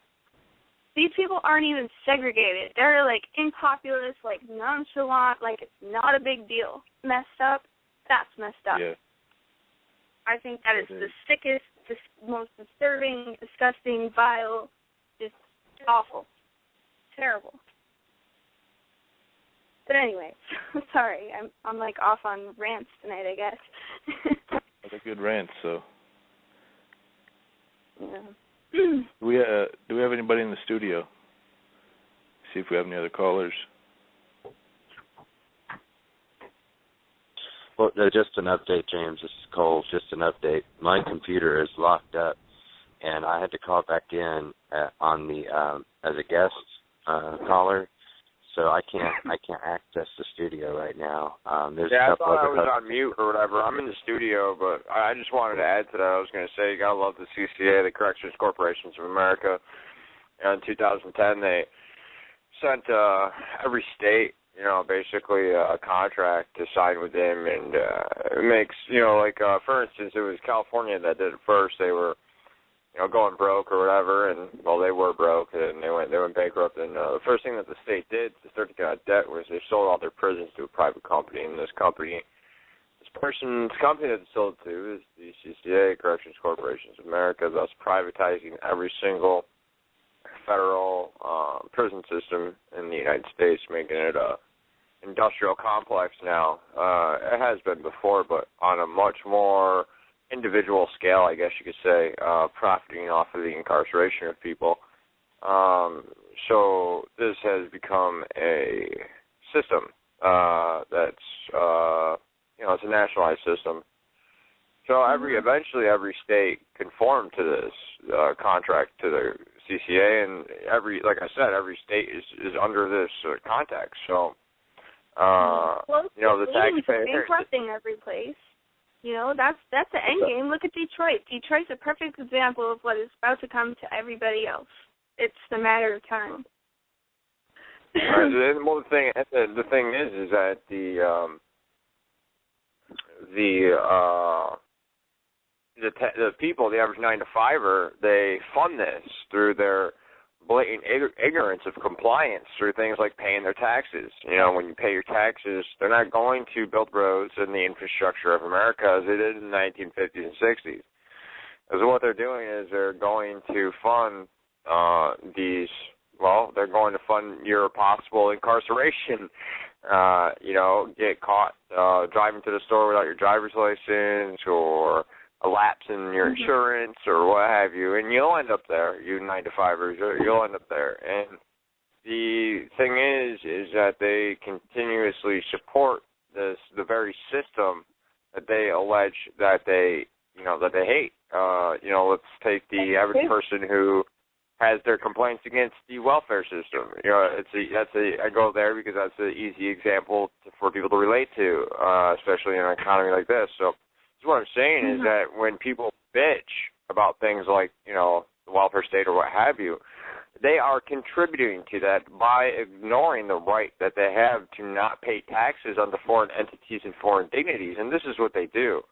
So you have to understand that the people who even fix FICA and stuff like that, those are on fixed rate loans anyway. So you have people who have to understand that they are literally feeding the system blindly, and they are complacent with it, and just as guilty. And that's the key word, what you just said right there. People are complacent. That's why a lot of them either don't wake up, or even if they are, like, a little fed up, they're just not. Even if they're a little bit fed up, like, they're not really going to do much about it because they're so complacent. They, like, forget it's like ADD. Everything's like a pacifier, you know? Right. Well, they're so consumed with just keeping up and with, all the keeping up with the Joneses type shit, and, just trying to stay busy and, pay their bills and comply to all these taxes, and, it's always something they have to do just to survive, and they forget about how many people suffer. Just living, just doing their thing. Like, I don't blame anybody for, like, especially if you have kids and stuff, of course you've got things you have to do. That's just, like, I guess, whether our system was shitty or the best system, that would just be inevitable. You know what I mean? It's a hard... This is what I got to say. This whole thing is, like, it's a zombie apocalypse has already happened. It's a smartphone. You see people are not even really even in reality. They're on their smartphone going on Snapchat or whatever. That's what I see my generation at least doing, which is when I look at my generation and how asleep they are, they're the definition of asleep. I'm like, how am I even born with in the same anywhere near these people? I mean, I don't feel like I belong with these teenagers of today that don't even. You can tell them they don't even want to hear one thing. I know they're teenagers, but then they'll attack at you and bark at you when you try to even say anything that they call you, even at a teenage level, they call you a racist for not supporting Barack Obama. And I'm like, it's this whole mob mentality that happens. We turn into a big zombie horde. That's what America's population is nowadays. There was an RFID electronic tattoo video, this lady talking about it on a talk show. And one of her comments was, late teens and kids in their 20s will love this because they can rebel against their parents. And it's like, did she just really say that? Like, subliminally, like, rebel against your parents. Here, get this permanent electric tattoo where they can track you everywhere, or just swallow this RFID chip. You don't even need to get it in your hands anymore. You can just swallow it, and it's permanent for life. That's crazy. Even though it's like probably if you look at the Bible, it's the mark of the beast, and it fits perfectly to the description of that. Something that everyone will have to wear under the New World Order. It's definitely not a good thing. You're going to be tracked. You're at the minimum, even if they won't put the biblical implication in there, but that's going to be tracking you. So it's going to be, and eventually they're going to go to a moneyless system where that if you don't comply, they'll turn off your chip, and you have to either be A, in the criminal underworld, or B, you'll die. That's what that's going to lead to, that RFID system. Right. Yeah. People say it's not the mark of the beast, but I don't know how you could ever come to that conclusion. Even the company making it is called so, Mark. So, I mean, it's like it's pretty obvious what's going on. If it even if you don't believe in the Bible, you can't deny that it's happening. You can't deny that it's bad. That's the other right, thing. Yeah, There's no way to say that's a good thing. I'm gonna have to find the video and I'll post it in the chat room here. You guys will all be like, oh. You guys are right. People are too complacent, and they should realize that the chip is bad. But the reality is, most of them won't, because this is already being sold, not forced, but sold to people in Europe who see it as a convenience. Word. Nobody's really being forced as much. You'll never lose your wallet. You'll never lose your ID. It's all right there. You'll never. If you suddenly have some kind of medical emergency, they can look up your medical records. So they're gonna use those to their advantages, and they're gonna make it like it's convenience for everybody. But they're already getting away with selling it to people willingly over in Europe. Now let's bring it home to America. What happened recently at the Lollapalooza concert? People who were there, it was like a 4-day event. Rather than wear a wristband, people were given an option to get the RFID chip, and that would work as their wristband. And they had like 1,100 some odd people volunteer to do it. So it's been proven that people will not only comply, but they'll do it willingly out of convenience, just for the convenience of a 4-day concert. That's crazy. If you think about it, like why would they need a chip? We're all unique in our own way. We could all use a fingerprint to do everything that they're talking about. Why do they got to put some computer chip on your skin or in your hand or your forehead? You know, it's obvious when you sit back and think about it. You could just have your fingerprint scanned, and look, that's my credit card information, or my retina scanned. You know, you don't have to have some device implanted in or on you to do what they're saying they're doing it for. So, but then they couldn't track you. Then they wouldn't have a GPS located in your body. Right, exactly. They wouldn't be able to track you everywhere you go. Right. You were saying, there'd be, I forget if it was you or Chris, somebody was saying there'd be 2 options. You'd survive, off the grid, or you would comply. But I don't know if at that point surviving off the grid. Off the grid. There won't be an off the grid. They'll fly over. They'll use their thermal scanners, and if they see people and they're not getting a signal as being, hey, this person's chipped, they'll just they'll do whatever they have to do to eliminate you at that point. Yeah, we've aired a couple of shows. I think anybody can put it in the search engine. I think it's Monsanto GMO equals eugenics RFID chipping kids. Just put in RFID chipping kids, and we have a little clip on a show that we did. It was actually a 3-hour show, but there's an excerpt of it that we did when we called the actual RFID company in Texas that chips the kids there.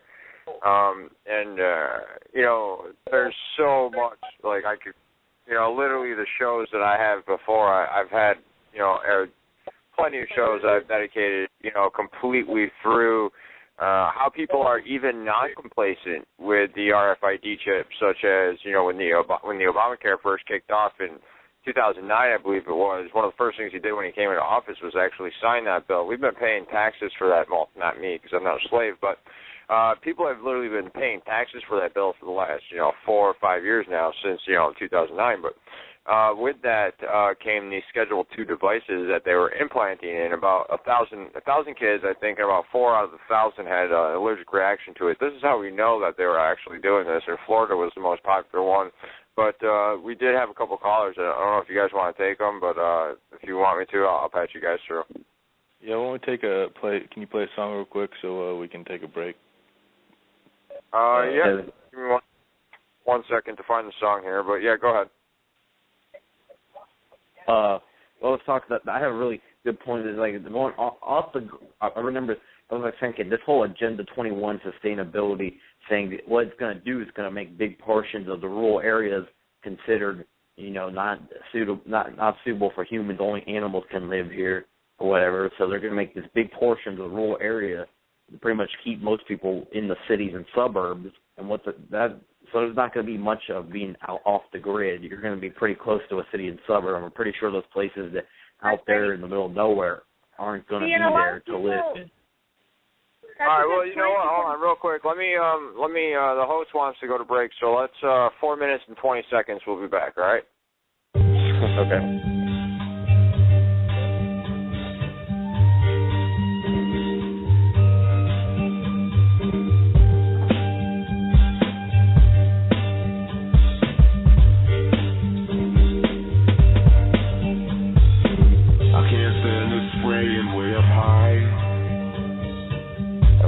That eye up in the sky.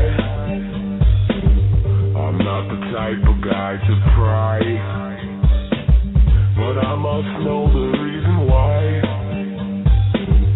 I'm curious as I can be about anything concerning me. So if you got me in your plans, I'll do my best to understand. These brand new cameras can detect the criminal's walk, and they're watching you, everything you do. If you're about to commit some kind of crime, you're gonna get caught. They're predicting you, it's what they've got to do. We don't like scoffing at the laws. We shouldn't play the game without the proper balls. These dissidents are all in place. There's not a single solitary one whose name's not on the list. We've got containers for your fate, millions piled high in several states. Your latest movies in the booth to tell the deal. They're prepping you for something real.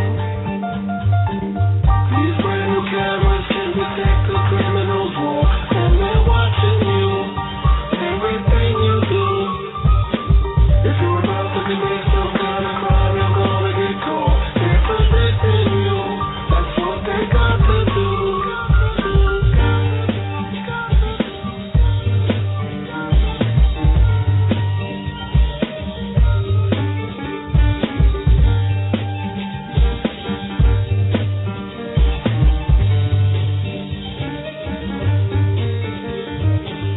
Your government can't pay its debt. You are the collateral panel when the bank comes to collect. Born with a chain around your neck. They take that shit right out your check. Your income tax don't fix no road. Don't make me smack you with the code. There's a bunch of fiends on top. It's obscene to watch. The machine won't stop till the guillotine drop.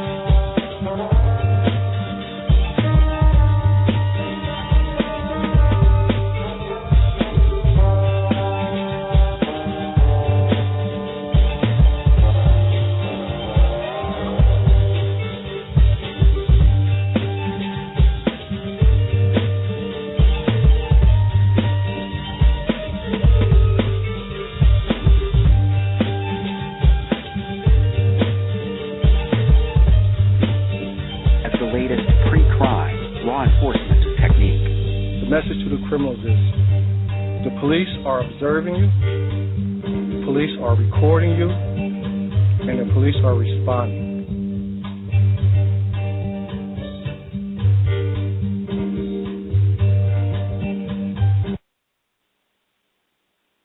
Welcome back, everybody, to the Saturday Night Thunderdome, I guess we call it for now. I like that name, but Yeah, Thunderdome. Yeah, I pitched that out there, dude. Like, what, Saturday Night Thunderdome? All right, man. Yeah, I'll bring everybody else back in, too. All right, cool. I know Chris and Ariel both had something to say, so we'll let them bring us back in. But I just want to tell everybody we got about 20 minutes left in the regular show, but you can call in and listen.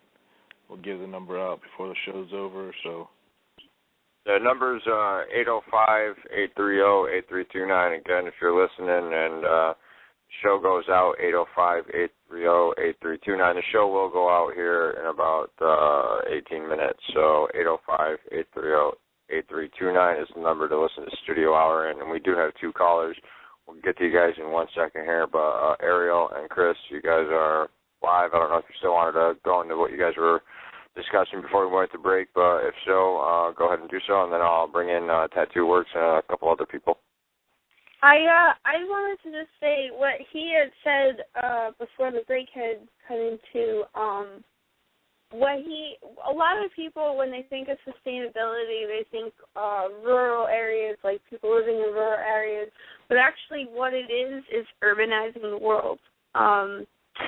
Stack and pack, down on resources, only the necessary amount is all you can have type deal,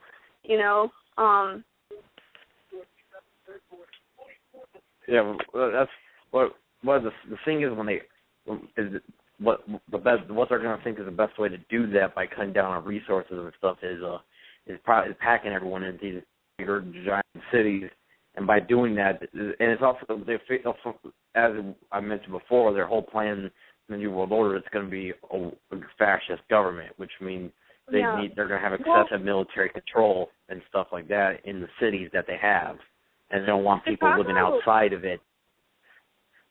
Right. Well, but like cities all around the world, including the United States, for instance, Chicago, they're building underground cities. I don't know how many people are aware of that, other than the people that live in that area. This is actually confirmed by a friend that lives in the Chicago area. They've been building these cities for years now, like deep within the ground, like just huge. That's crazy. Yeah, I heard of the one under Chicago. Yeah, that was on some History Channel show. Actually, I saw about that, some giant city under Chicago. I don't know how I've heard of the places, of course, that they're going, these underground, giant bunkers are almost like cities that they're going to live in after the shit hits the fan. They're going to go under Denver Airport. What a perfect time to plug my show for Tuesday. I've been doing research for almost a month on this topic. I live in Springfield, Missouri, where we have one of those underground facilities you guys are talking about. I mean, we're not as big as Chicago, but it's a pretty good-sized town. And underneath it, there's a facility known as Springfield Underground that's retail. It's rental space for retail storage, and its main customer is Kraft Foods, who we brought up earlier in the show as being one of the 10 major food companies. Kraft Foods, from the beginning, has been one of their top renters in that facility. Now, it's been mentioned in relation to the Pinsmore Mansion, which is the topic of the show Tuesday night, but it's kind of its own entity. It was mentioned on the Jesse Ventura show as being a militarized place. It's honestly, though, it's not militarized at this point. They have guards, but they're just rent-a-cops. They're just, just the same guys who have it all. The Penmore House, that seems real interesting, and so is the Ozarks and all that. I think we did a show about that a while back, but, I maintain my position on, I think that those are in case shits, those are insurance policies, in case shit. Insurance, you don't always get sick, you don't always break a leg, so insurance might not always pay off. It's in case shit happens type thing. So, that's what I think these are. They're in case shit happens type things, because really with the terraforming of, Mars and the moon, and, people may think it sounds crazy, but again, as very lengthy discussions have, pointed out the ways in which these terra novas are completed, very scientifically, very sophisticatedly done. So literally, I don't think that if something like I guess in a nuclear, say,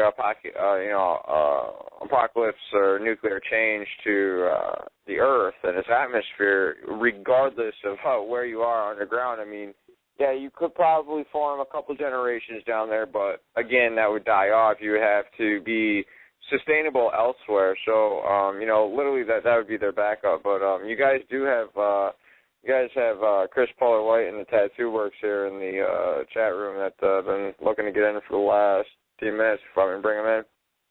Yeah, bring in whoever's on the longest first. And all right, so first we got Tattoo Works here that wanted to add to something that we got Chris Polar White. So Tattoo Works are live here. Go ahead. Hey, everybody. I'd like to say thanks to everybody on the NWO Truth Radio. This is a great show. I love the message. And I'd just like to add a couple of things here. What's happened in America since around the 70s is the prison population has increased about 700%. You got a lot of people doing a lot of time in prison for little small crimes that in other countries you wouldn't be doing any time at all for. And what they do is when they put you in prison is, a lot of people don't know this, but you immediately, you're assessed mentally and physically, and you are put to work, and you work, you build, you manufacture for the state. The state makes all that money off of you. So it's a big corporation. In all reality, the prison is a corporation being run by the state. You're slaves in there. And another thing I'd like to touch base on is America is changing every day as we speak.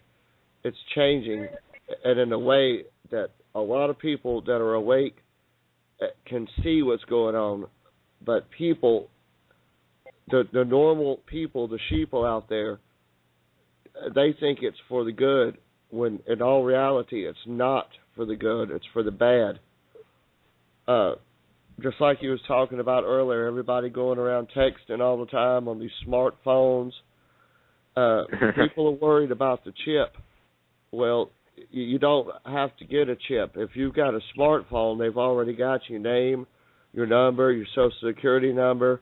They got a GPS location on you at all times. They know right where you're at. Every time you've got your smartphone, they know where you're at. So you are paying them. You're paying them to watch you. Okay, so let's get that out of the way. All right, now this is what people need to do right here. Is you need to get away from the cities. Don't go to the city. Get away from the city.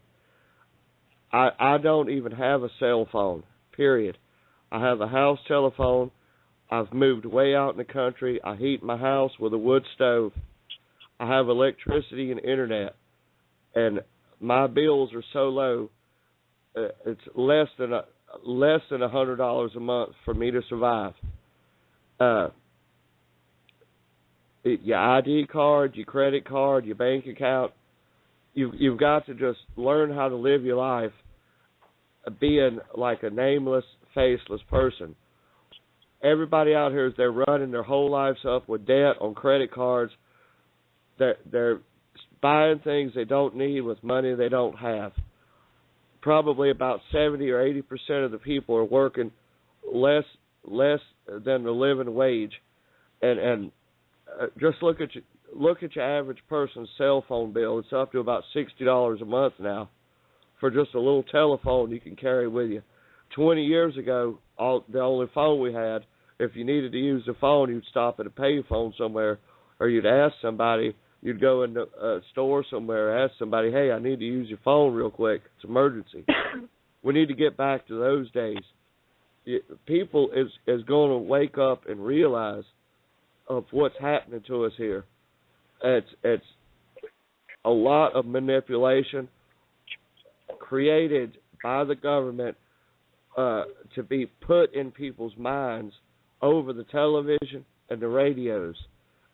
All that is about is training people to think a certain way, feel a certain way, and believe certain ways. Ever since 9/11, the 9/11 attacks incident, we've been terrorized and terrified of the Taliban and Al Qaeda. Everybody's got to start doing research. We know that Al Qaeda was created, funded by the CIA. The Taliban, if you translate it, all that means is religious students. Anytime they get ready, the government and their voices on these televisions decide to wage a war against an item, a person, a thought process, all they got to do is create a drama and then tell you got to be terrified of it. The RFID chips, all right, all they got to do is create a whole rash of missing kids, missing kids, and say, hey, if you had this chip, your kids, we could locate them right away for you. And then there you go. Parents will be paying hundreds of dollars to have them kids chipped, and they're probably going to want like a monthly service fee on it to keep it updated. People got to realize, you got to look at old world style stuff.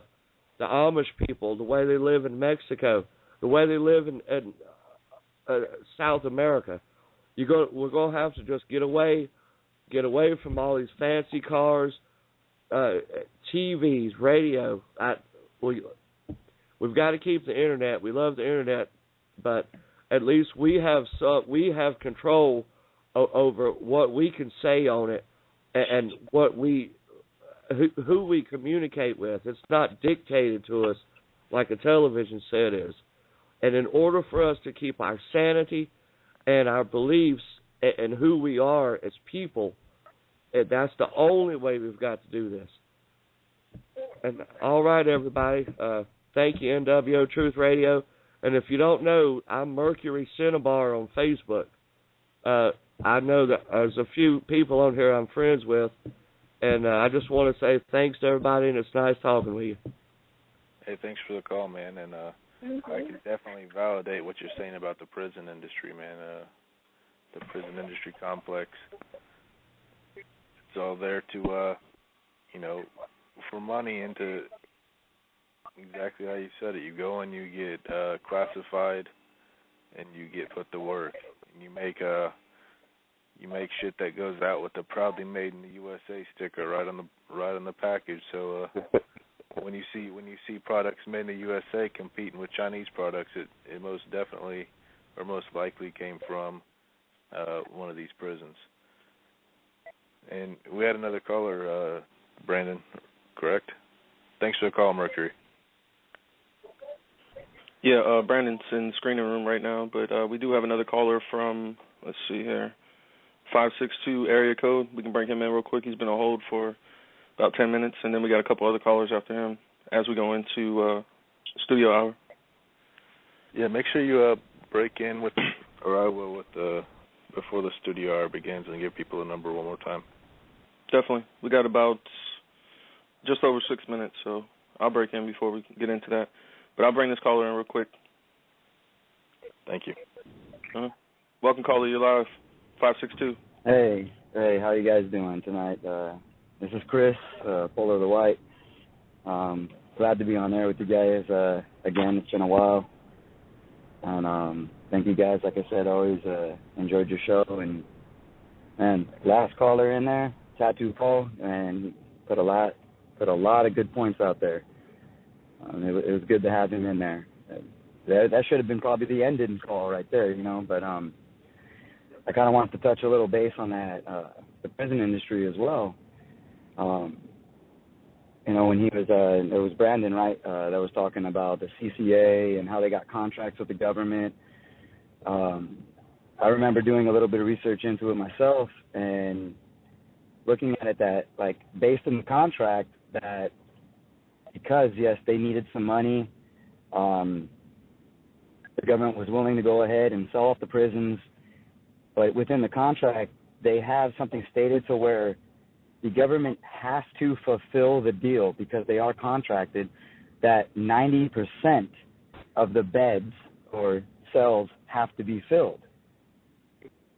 Thus, which implicates one of the many reasons why people are always harassed, no matter what you're doing. You get pulled over for minuscule things or unbelievable things. You know, you may not even be breaking the law. You get pulled over, and then the cops come over and they give you some sort of issue, the reason why they're giving you a ticket, the reason why they got to take you in. And it's kind of like what I want to throw out there, that they do actually have like an agenda or a goal or a quota that they have to meet to fill the prisons up. I mean, we do have people who do commit crimes that probably should be locked up behind jail and, you know, whatsoever. But there's a lot of innocent people. There's a lot of non-violent people that are being put away, locked up in these prisons.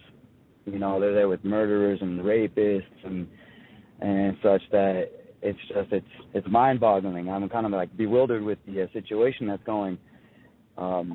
Earlier today, I've been at work all day, but every once in a while I go and I check Facebook or I check out Instagram. I see what people are posting because I follow a lot of activists and a lot of rap artists that are rapivists as well that you guys know about, that we're all, you know what I mean, that we're all basically one way or the other. We're all united one way or the other. I know a lot of artists out there that we're all connected to, but there was an article today that I read about a black male in New York. The NYPD wanted to, question or arrest this gentleman, and I guess he took off from them. He was running, and he reached in his pocket, so they shot at him.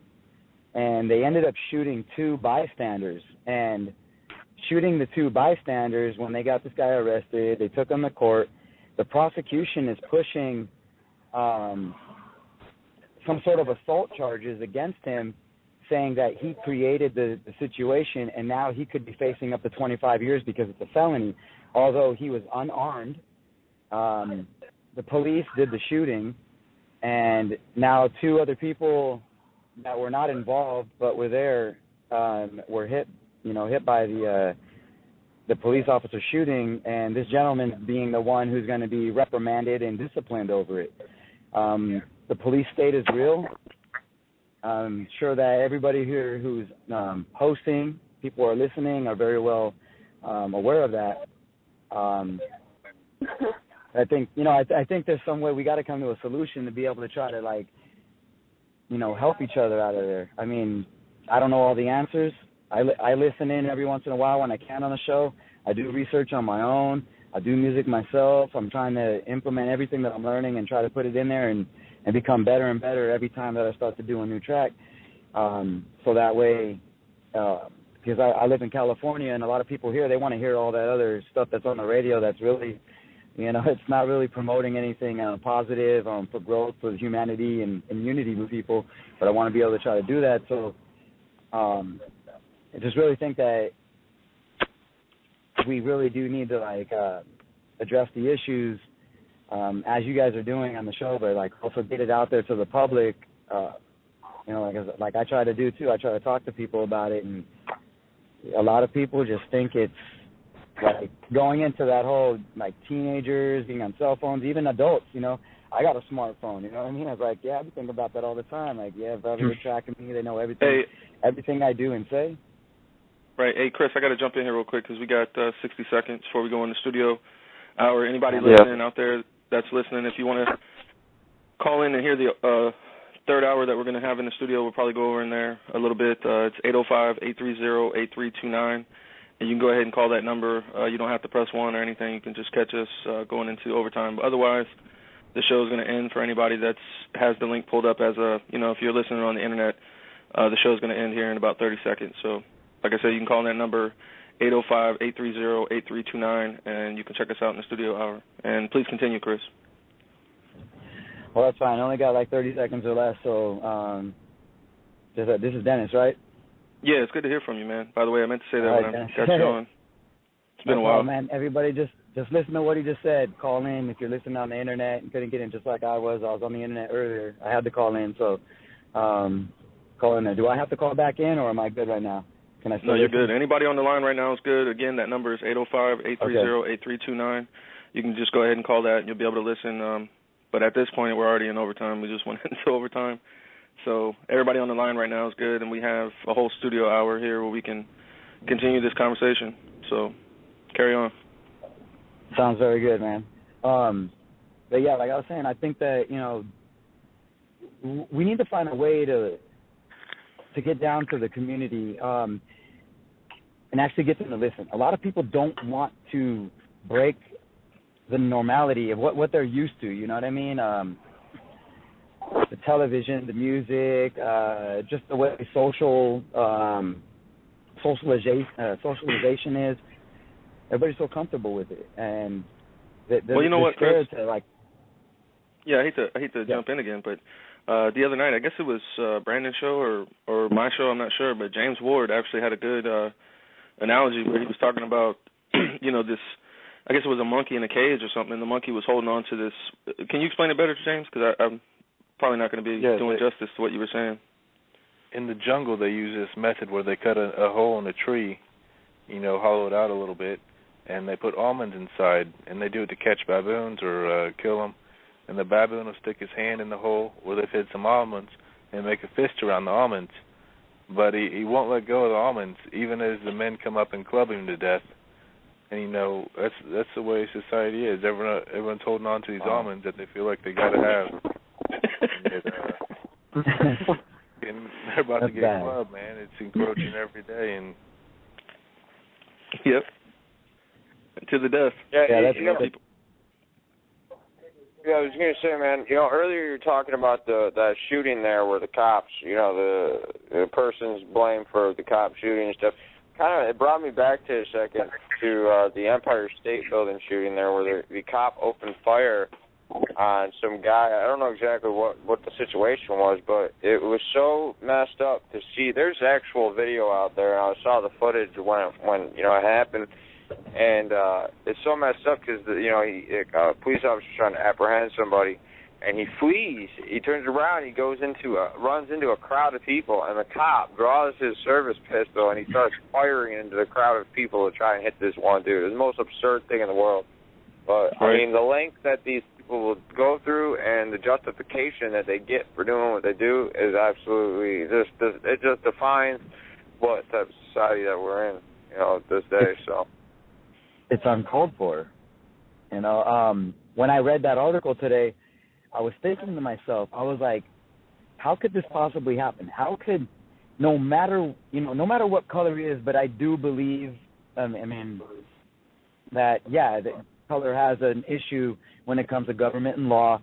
I have a lot of friends and family. My son's brown, my son's Mexican and Cuban. I'm white. I'm Irish, French, and Portuguese, but I know as he gets older, he's going to be witnessing and being a part of the suppression and racism that goes along with it.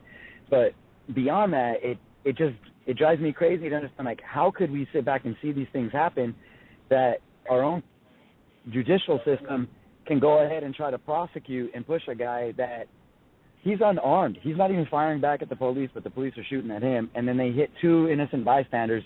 Now he more than likely may be serving time.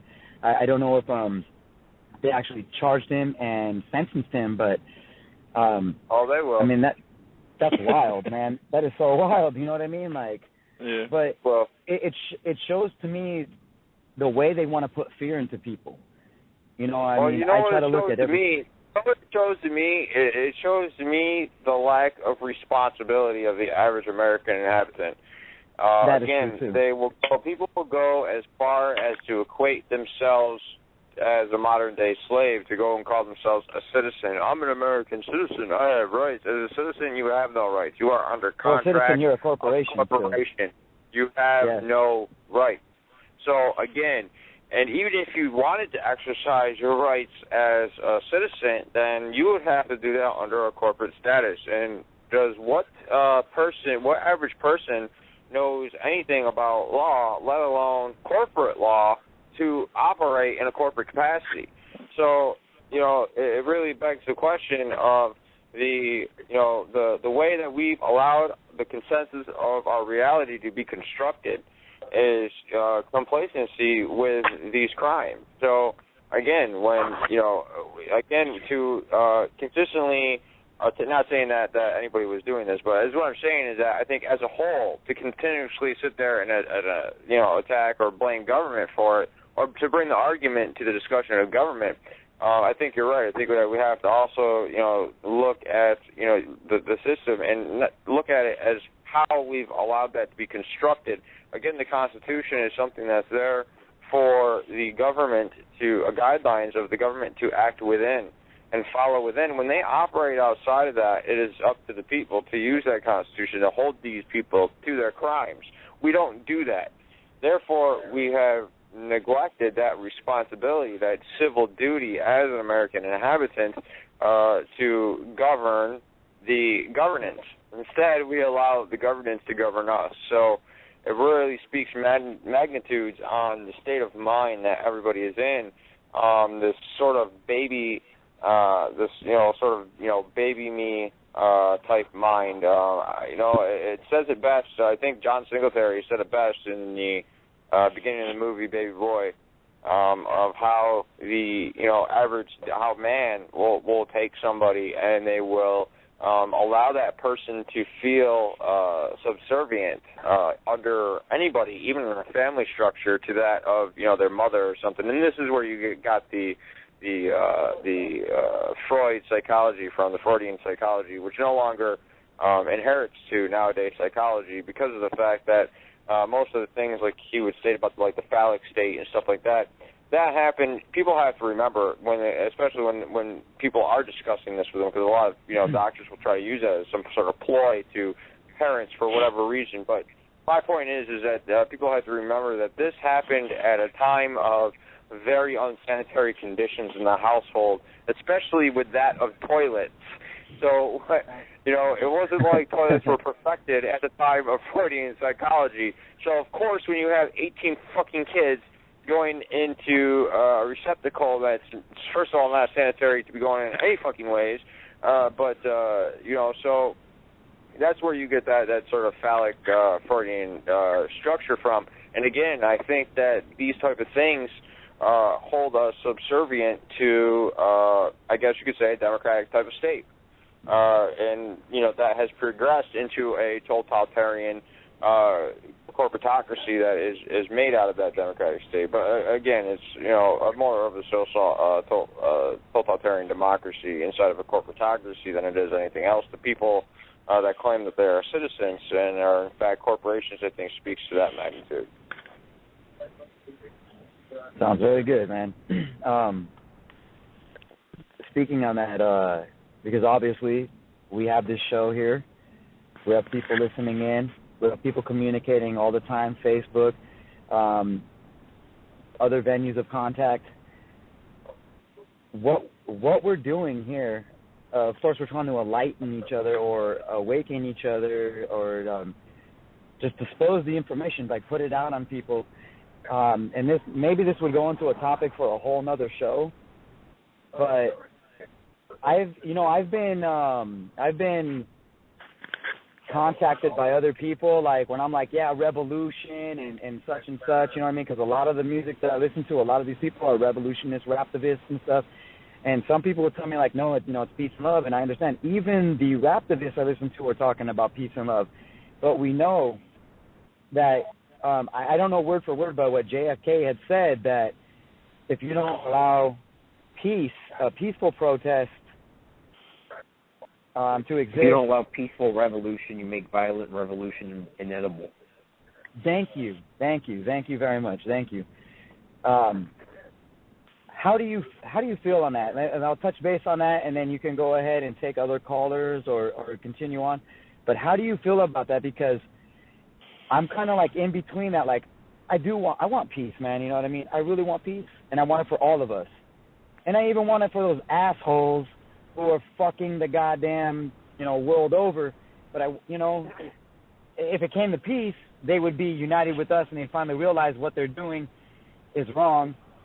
But then again, at the same time, I feel like they need to be washed out, But then I have conflict with my belief in God and Jesus and his preachings, that, I'm supposed to forgive and I'm supposed to love my neighbor as myself and to treat those as I want to be treated.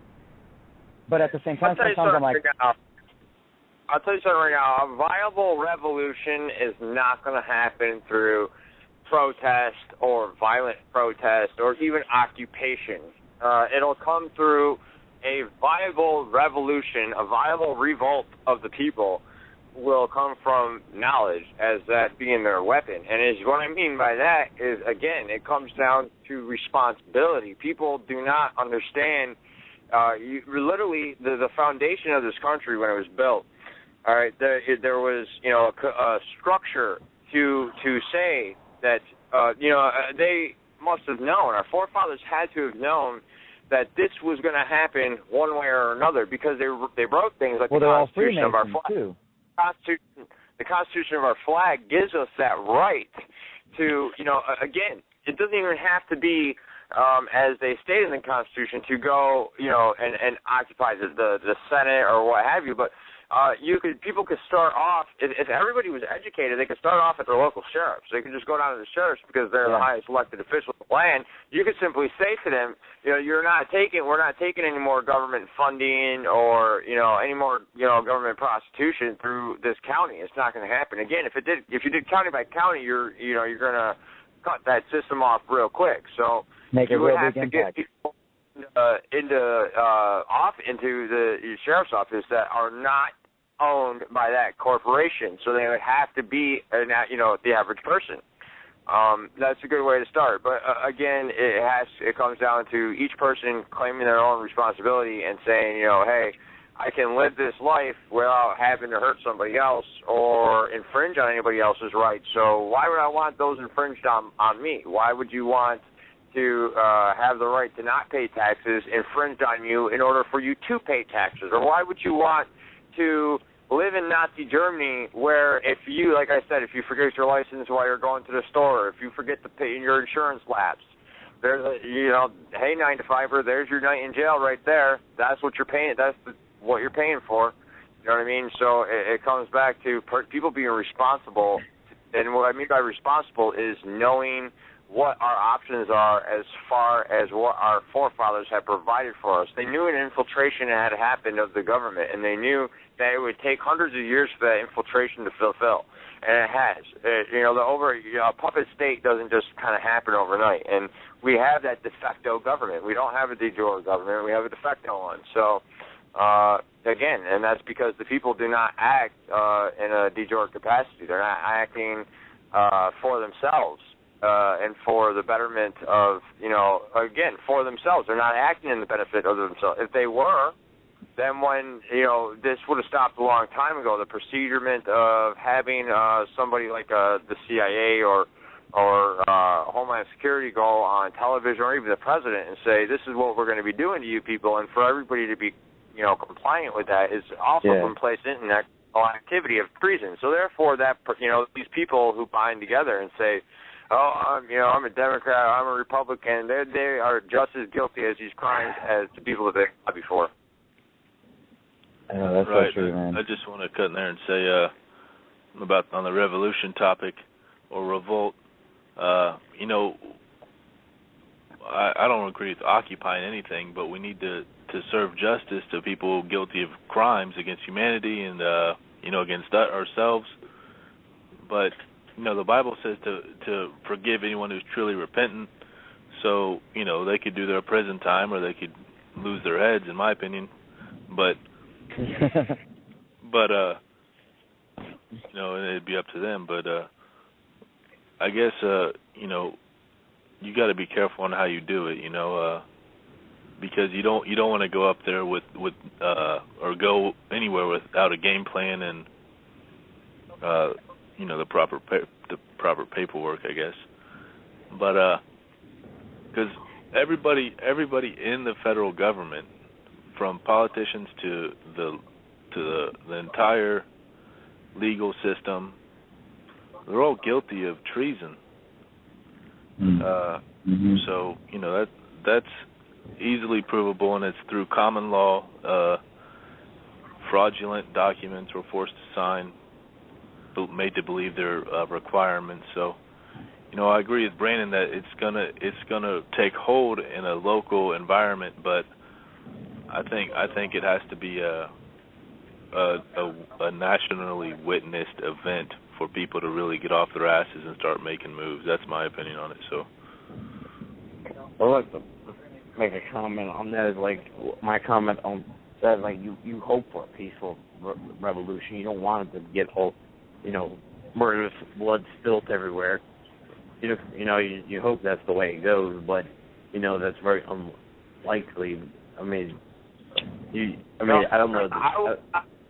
I will not participate in a violent revolution for the plain and simple fact that it's a constructed revolution. That means that it is by controlled opposition. That means it's those AJ freaks and everybody else out there that's down with this Jewish Zionist American society that confer to this violent revolution. Those who participate in that are those who, literally are the ones that we are sitting here trying to fight. That's what I'm trying to say. And, the revolution is completely possible. A viable revolution is, possible as well, but people have to be knowledgeable of it. So, in reality, yes, most likely it would be a violent, most likely the first type of quote-unquote revolution that would come up would be a violent one, but to me that wouldn't be a revolution. That would just be the snakes coming out of the grass. You got to think of, look at the Oakland riots. Look at, look at what happened in California, in Oakland, and stuff like that in the Oakland riots. Those were all started from, I'm talking about, as of recently, within the last couple of years. I think we did a show about it when it was happening over the summer,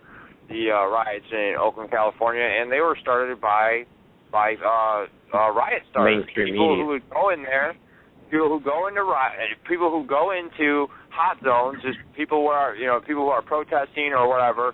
They call them hot zones because people's emotions are usually running high as police presence are there. And they have people that go in there and chuck rocks at fucking cops. And they're fucking cops themselves. And then then they see that person get pushed. And then, and you can look in pictures and some of these people, there's telltale signs of how these people work and operate within crowds. And it's absolutely disgusting. Yeah. So they will use us to kill each other. And they will do so by that type of revolution. I've been Occupy. Oh, go ahead. Yeah, violent revolution will not solve anything because number one, we have to realize that the violent revolution they want because they know they can squash it like nothing. They're way more technologically advanced than whatever the people can get. But a revolution of knowledge they can't stop. If everyone awakens and they're pretty much just sitting there, and they're sitting there exposed, then that's how we can take them down, and we can do stuff like certain things you do, like there was like 10 things to fuck the system. It was like a little list, and it was like grow your own food and all stuff like that. And if everybody did those things, their market would collapse on them, and they would have nothing. Once they lose all that money, they have no power, and then they're just an average Joe practically once they lose their money. Well, right. Can I add something? If you let the whole system collapse, you're not going to get everyone on board with growing their own food because most of them don't even have the dirt. They live in the cities more than half the nation does. So I don't think it's a good idea to collapse the system unless you want, real zombies, people who are starving to death, coming out to your house and trying to get your food. So, you really want to. It's what's going to happen, though. I mean, I would hope for that part not to happen, but that's what I think is going to happen eventually. Yeah, I mean, unless we act properly and do the right thing, but there's undoubtedly going to be someone who sheds blood for this because they are not going to just hand over what they've been working thousands of years to obtain.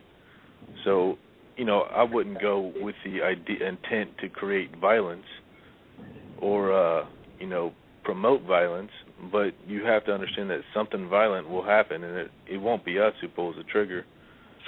So you just got to know how to react in that situation to where it doesn't turn into a violent bloodbath that, is an excuse to usher in martial law or whatever.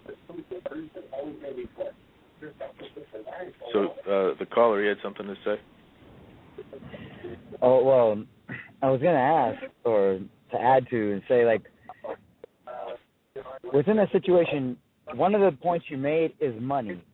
And money is a very strong point. And even though, the U.S. dollar is losing a lot of value, but if we do hit, a lot of it is lobbyists and corporations. If we hit them in the pockets, yes, we can succeed in collapsing a lot of different power structures. Knowledge is number one, from what you pointed out. If we have the knowledge, we can understand what we're doing. It's like Sun Tzu, The Art of War. If you know the enemy and you know thyself, you surely shall win. If you only know the enemy but you don't know yourself, you won't win. Vice versa. Fucking right, dude. Fucking right, man. So, I mean, you know what would be really great, really awesome for a show is maybe to do like a section on learning some law. Learning some, you know what I mean? Like dedicating certain nights. You know what? I'm glad you brought that up because we have, I think, I don't know if it was James Ward. He did a show with Rob Johnson. I have a whole series. All you got to do is go to any search engine, type in how to become your own lawyer, Sue Juris Law 101, and a whole plethora of shows will come up. So also there's the Sue Juris Law Beginners Group on Facebook. I actually just posted probably about 5 or 10 shows that I didn't even know I aired with Rob Johnson and a few other people. So, there's a bunch of shows out there. I'm looking through them now. Global National Governmental Oppression, Sue Juris Law Applications Clarified. There's even one on medical sovereignty. So, I mean, there's absolutely, to construct your comment there absolutely, and there should be more shows based on, creating your own laws and operating underneath your own means of one's own rights. Well, yes, because it falls into that whole that we really are. I do believe that we are the part of a corporation. We're corporate property from the birth certificate. Birth certificate sold in the stock market, and I learned a lot of. That's true, but you got to remember though, they can only hold you to that if you equate yourself to that. Exactly. Only if you equate yourself.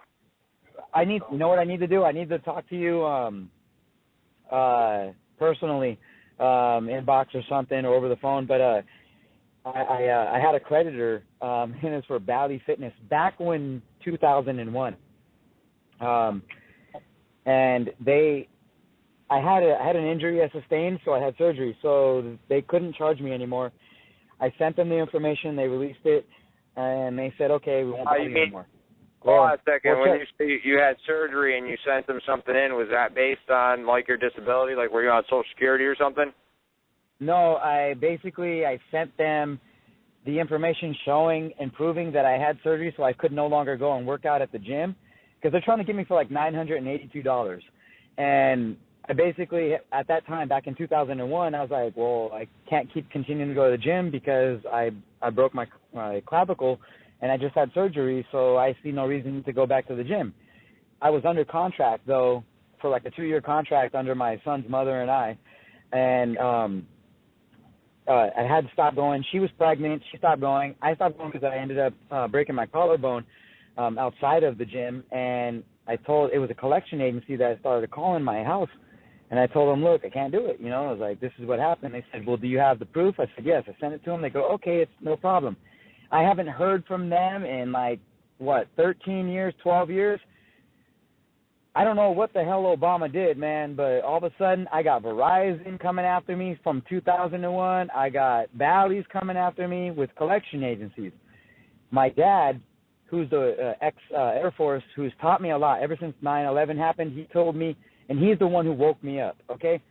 I was just some stupid kid, mad at the world and, involved in a lot of a dumb shit. And he's the one look, you need to look at things a different way. He's the one who taught me. So I learned a lot about the government. I learned a lot about Illuminati Freemasons. I learned a lot about commercial redemption. I learned about corporations. I learned a lot because of him.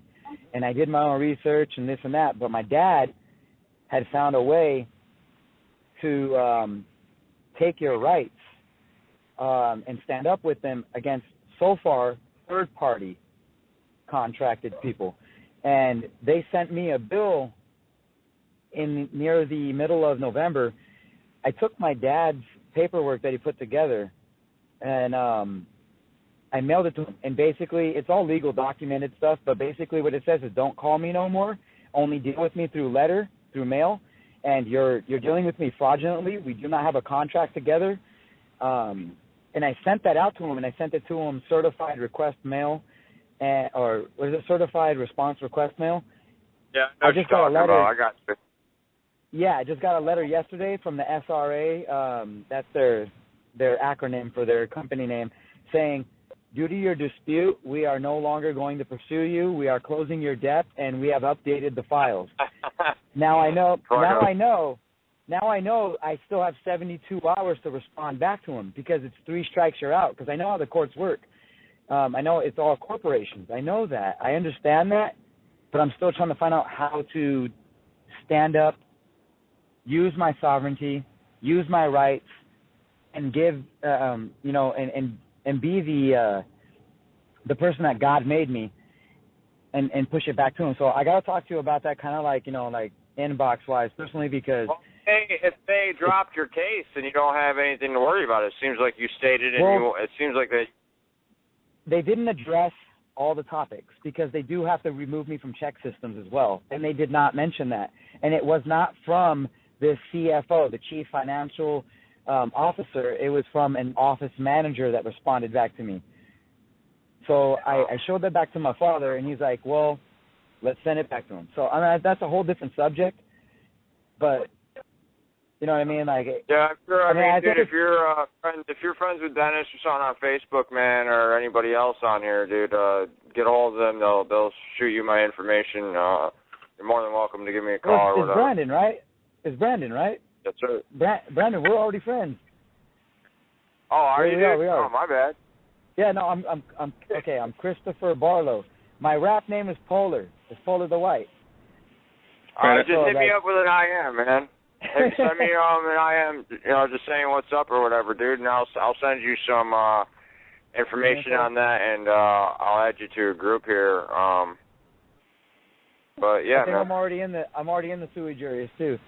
I learned a lot of this stuff. Man, I'll tell you later, dude. I almost forgot his name at the moment. He's doing time in Las Vegas. He has the same name. He has the same name as a black comedian, but they're not the same people. But I'll definitely get in touch with you. Yeah, Brandon, we need to jump ship to this other caller, because we only got about a half hour left. If you want to get him in the show tonight. Yeah, bring him on in, man. All right. So thank you guys for having me on here, and I'm listening. Thank you very much for your show. Yeah, no problem. Thank you. You're welcome. You have a good one. You too. Thank you. Mhm. All right. Let's see. 330. Can you hear us? Yes. Okay. Yes, you're live. How are you doing? Good. Great show. A couple comments. You were talking earlier about the underground cities or the underground bases. Just some points historically. There were actually Japanese warriors that stayed.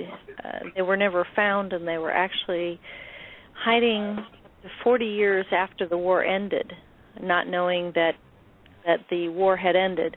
But then in Vietnam and Korea, they actually had underground cities that were multiple layers. So when you're talking about the current underground cities, that really was began. There were things on U.S. military bases called SCIPs, Survivable Collective Protection Systems. They were about $6 million a piece.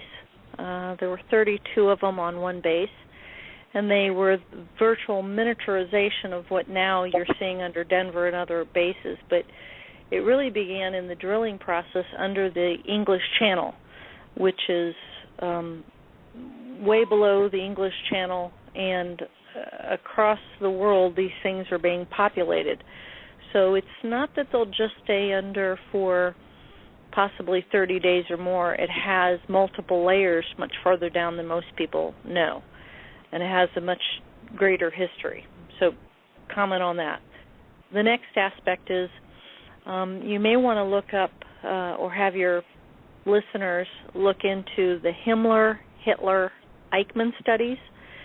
These were studies that were commissioned by Hitler on multi-generational severe torture of children, sexual, psychological, and physical, that were brought to the United States under Operation Paperclip, and the Nazis who came across and who were denazified would enter into all of our major universities, colleges, medical schools, where they would also begin setting up things called the False Memory Syndrome Foundation. Now, let me kind of do a bit of a waiver here. Part of it is that we all really need to begin looking internally on who we are, because many of us have been lied to as to who or what we are supposed to be. For instance, I agree. Many of the current problems going on in society have been learned and trained into us as if that is who our basic nature is.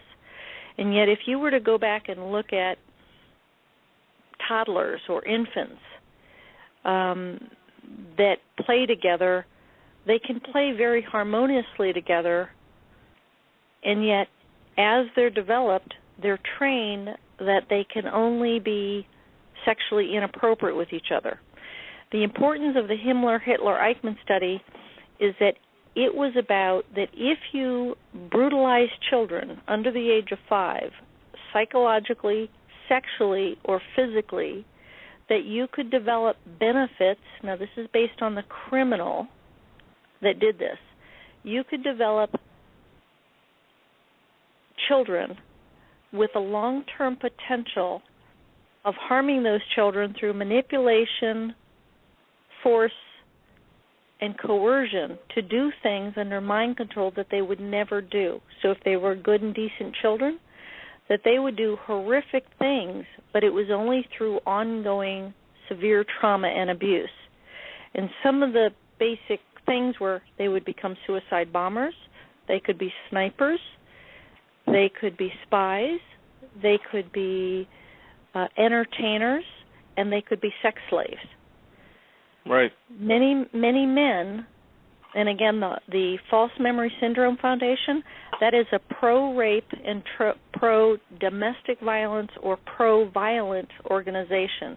They're all about labeling victims of these crimes, both women and men, who are then set up and manipulated over a period of time to become false flags, even with the intention of plausible deniability by the criminals that are creating it. Wow. And this That's is crazy. all very well documented. But what it does is it takes from a child their free will and their right to choose who they were meant to be by their creator.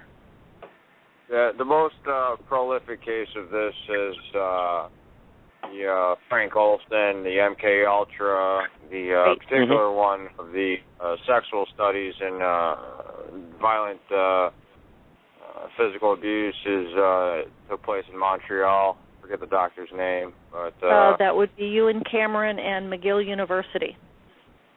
Yep, absolutely, yeah, that's exactly what it was. I just seen a documentary on it last night. I mean, of course, I have foreknowledge in it, but seen a History Channel. It was one of the old History Channel, man. It was like from like the 1990s or something. But they were doing a thing on the psychotropic drugs and the physical studies on that type of thing, which in part made the Unabomber. He is one of those children from a collegiate perspective. He involved himself in a similar program in college and eventually ended up writing the Technological Age Manifesto and, became to be known as the Unabomber. But, so yeah, it definitely does, those type of, treatments on the mind definitely do change people, and as far as we've seen, it's changed people for the worse.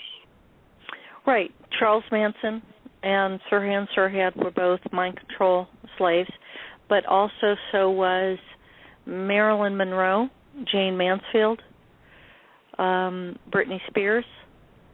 A lot of the entertainers are subject to this. But the question becomes is, and again, this is where the waiver comes in. The unfortunate thing is that men are together, men as well as women, but primarily men are being demonized as predators. And what I have found over going backwards and looking at what is going on historically is that there are 4 typical types of people that are showing up in all walks of life, at all economic levels, at all professional levels. They are the absolute innocent, and you always need the innocent because when there is scandal that begin to populate, significant epidemics and scandals, they're put up as props to say, oh no, this isn't happening, because the American people have been propagandized and literally been taught to believe that only the best could happen in America. The another is that you have the absolute criminals. Now, these are people that are well entrenched in this. They are in control of what's going on. The third group are those that have bought out, sold out, and are participating in this for promotion, for position, for rewards, not necessarily money, but like kind, and or they may also be those that have been intimidated, coerced, or brutalized into participating because they may have harmed or killed a loved one to get them to participate. Then you have the targeted groups. Now, those are individuals that are commonly either the Republicans, independents, or Democrats that would have collectively been able to stop what's going on. They were often the truly decent people that would have returned $20 if it fell out of the back of your pocket. But they were willing to work across lines and were not willing to be prejudicial against anybody for the good of humanity. They were the inventors. And so they were often the targeters because remember the old metaphor? When good people do nothing, evil flourishes. So what did evil have to do? They had to systematically attack and cut off and demolish the good and decent people that would not be broken, would not be attacked, would not go along under even blackmail or any other system. Make sense?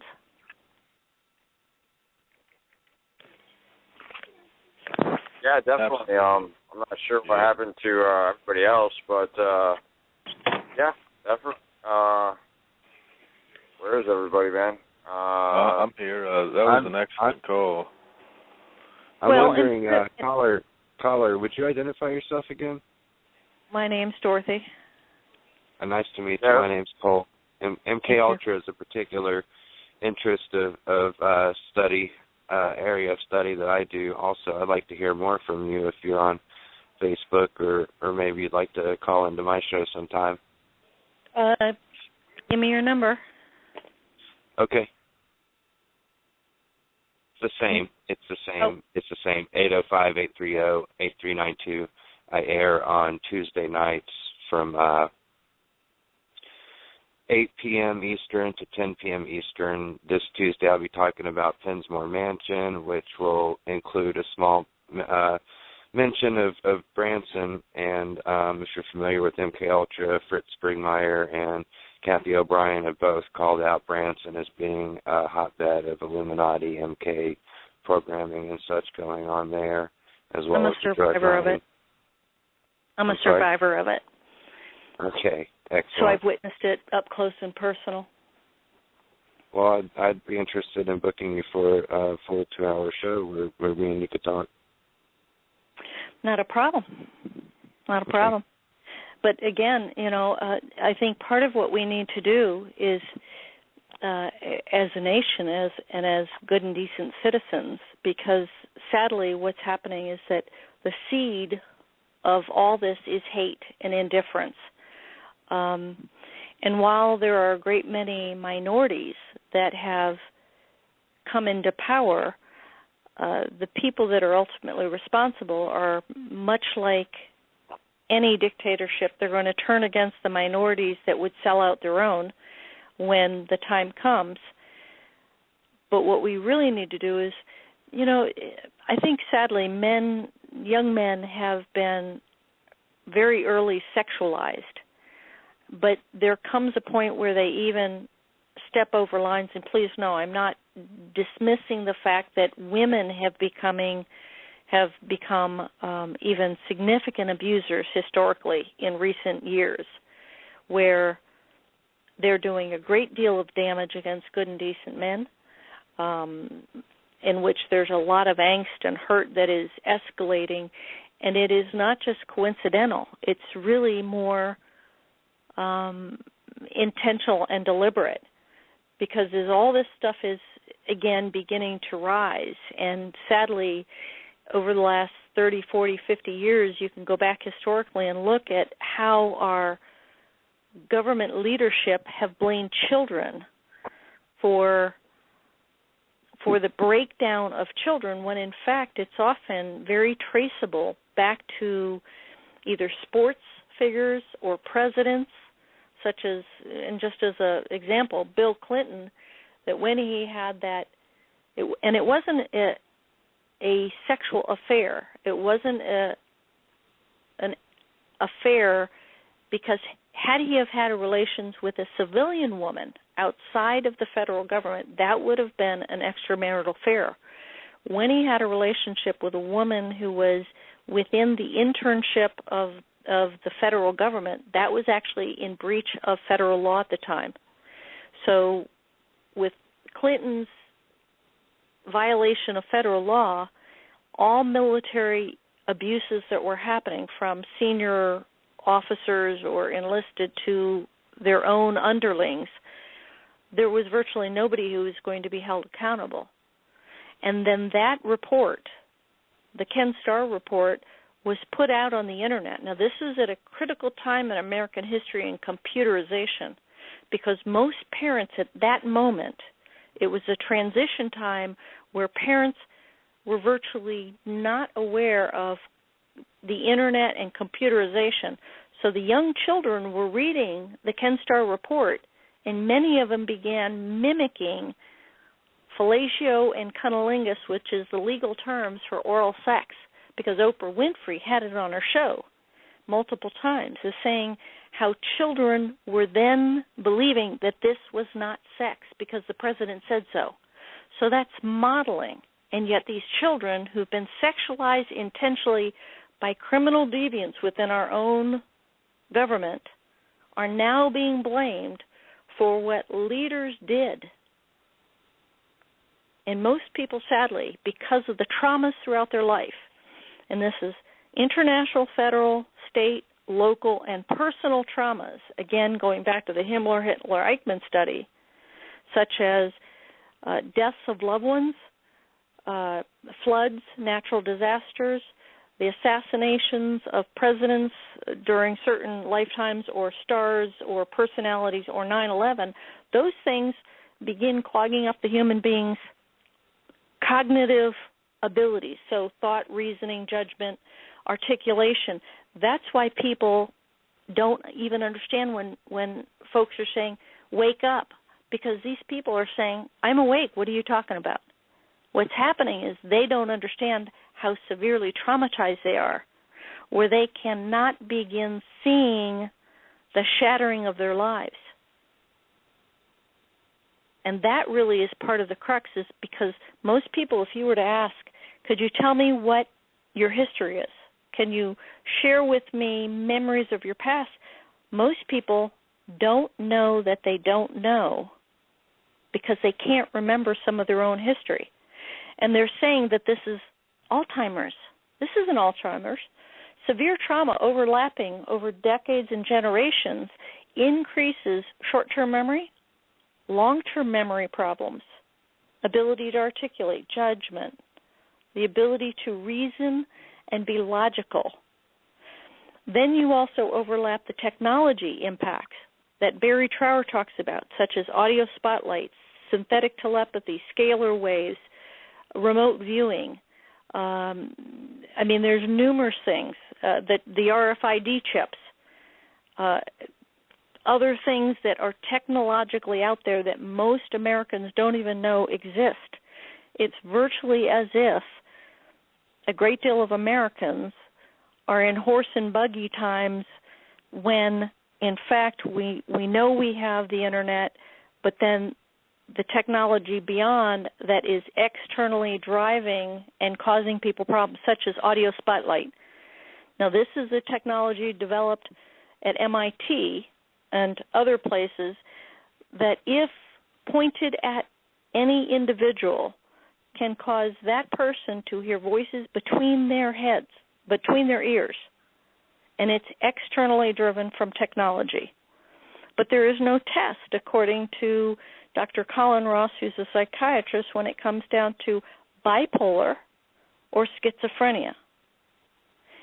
And part of the problem is because most people don't know the history of the DSM-5, DSM-4, which is the Bible of psychology, and the false memory syndrome, which you back it up into what the young man had said, Cameron Ewan and Nazi Germany as Operation Paperclip. They don't understand it's all coming together from that aspect. So it's all been painted. Yeah, real quick, I'd like to jump in. I actually aired a couple shows. I aired a show on the DSM-4 and I aired a show on the DSM-5 and American Psychiatric Diagnostic Dictionary of diagnosis, basically, to those who are listening and don't know. But in the DSM-4 as well as the DSM-5, it states that psychologists cannot deem somebody schizophrenic based on auditory hallucinations, solely auditory hallucinations, based on the fact that it could be by synthetic means. So, they've went as far as acknowledging the fact that through voice-to-skull manipulation technology, that the voices that people deem in their head that aren't theirs is a good possibility that they're correct and that it's not theirs. So it's really crazy on what somebody actually has to go through nowadays. What I'm thinking of is that person that actually does need help. You know what I mean? The person who actually could be afflicted by, it could run in their family, so on and so forth. You don't know. But what I'm saying is that those who are afflicted with this in the realm of medically afflicted by it, not as a guinea pig, but medically, what they have to go through, it must be horrible. It must be horrible, and to have your disability be diagnosed as a synthetic probability is absolutely horrifying. Right, and the unfortunate thing, just to take a step further as far as how out there these psychiatrists and psychologists are. One of the psychiatrists, who was Paul McCune he was the chair of the Johns Hopkins University, 2004. He was the one that the Catholic Church brought in to minimize their criminality when it came down to all the rapes of children and adults over 38 years under Pope Benedict, when he was prior Cardinal Ratzinger. Taking it another step, the DSM-5 is currently trying to make normal adult-to-child sexual connection, sexual interaction, pedophilia. That's because so many people are not awake to be able to understand what is going on, and we're virtually living in feudal times, if you will. And this is why we need to help people begin to understand the correlation, and that's also why most of this information is not getting put out on the mainstream media. It's because over the years, sadly, we have had too many criminals, both women and men, who are willing to participate in this stuff and silencing victims, real victims. And they simply try to get rid of the victim's voice so that they don't have a problem doing with this. It's like their playground. And the laws have have virtually failed a great many of us.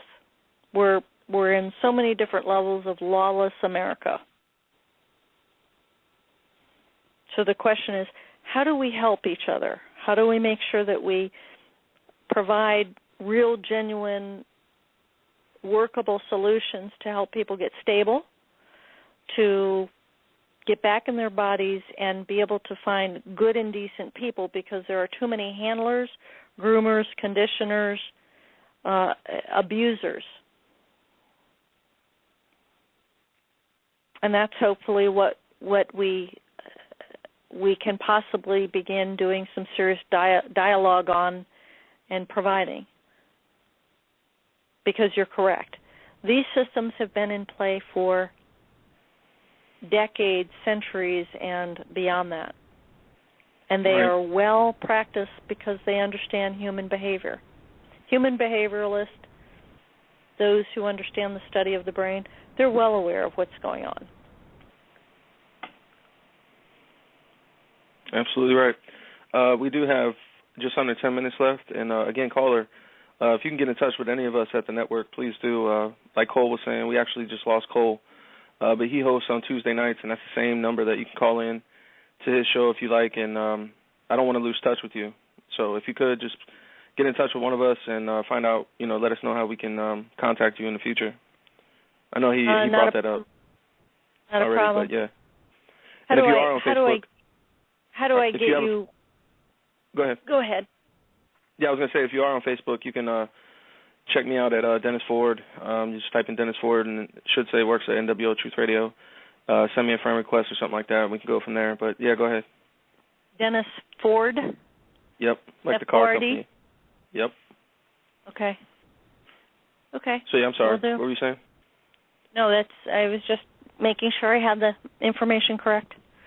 Right. And then from there I can link you up with some of the other hosts here at the network, and maybe, like Cole Johnson was saying, maybe you guys could work on a 2-hour show, because I'm sure just the feedback I've been getting from people listening to the studio hour that we are in right now, they're telling me that you very knowledgeable and they want to hear more from you. So definitely we need to work something out with you in the future, if you don't mind. Not a problem. And again, one of the things we really do need is we need safe houses. We need safe houses for our veterans, our honorably serving veterans, so that they can get stable. There are 22 a day that are committing suicide. Sadly, it's what I've witnessed is because and again, I know there are good people in every different organization, including the federal government, state, local, and they're the ones who are innocent and who really don't have a clue what's going on. Just like when we talk about the Freemasons and other secret societies, they always have a baseline where they're the genuinely innocent and honest ones that don't know, but what's really going on up into the upper level. Exactly. So, we need you touched to. on the. I hate to jump ship on you again, because, like I said, we're closing down here at the end of the show. But you were touching on the entertainment industry, and that's something that we talk about a lot. I've talked about in past shows, and something that people, it's talked about, but it's not really discussed in the way that you broke it down. So definitely in a future show, I would love to get you on one of my shows too. I do Friday nights at 9 p.m. And like I said, after we link up or whatever, maybe we can communicate a little bit better and come up with something. Okay. And that would be awesome. Okay. I did lose another. People are dropping out of here. Like I guess they're losing phone connections and stuff. But like I said, we got about 5 minutes left, and if you have anything else to go over, now would be the time, because at the end of this 5 minutes, they're just going to cut us off. And we'll be back tomorrow night. I'm not sure if there's going to be a show Sunday night, actually tonight, but I know Monday we'll be back in our schedule. And if you have the links to NWO Truth Radio and Blog Talk Radio, go ahead and follow us, and you'll get emails as we do shows.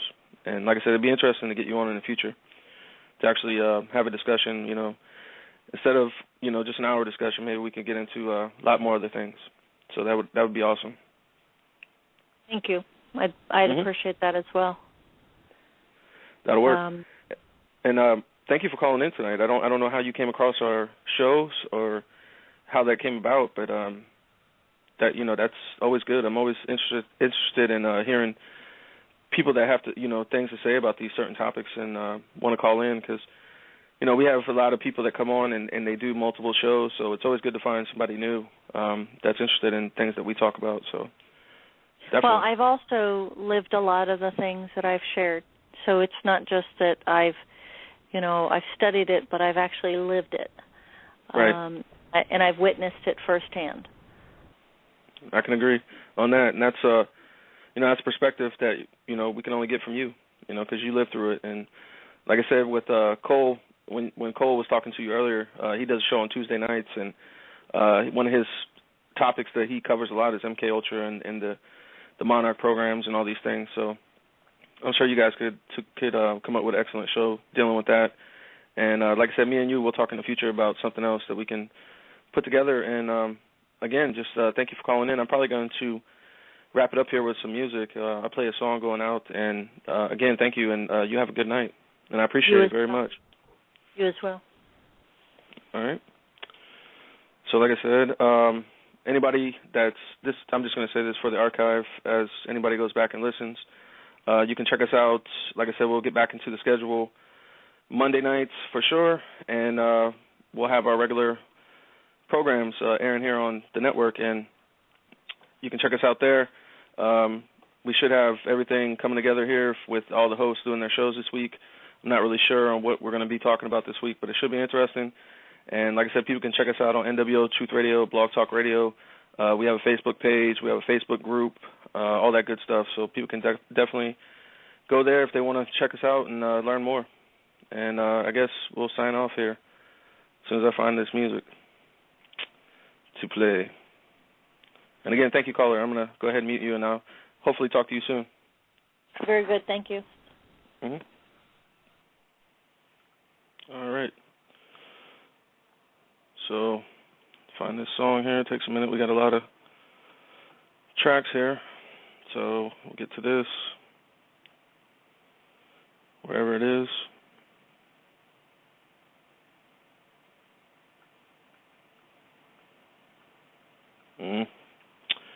Maybe not.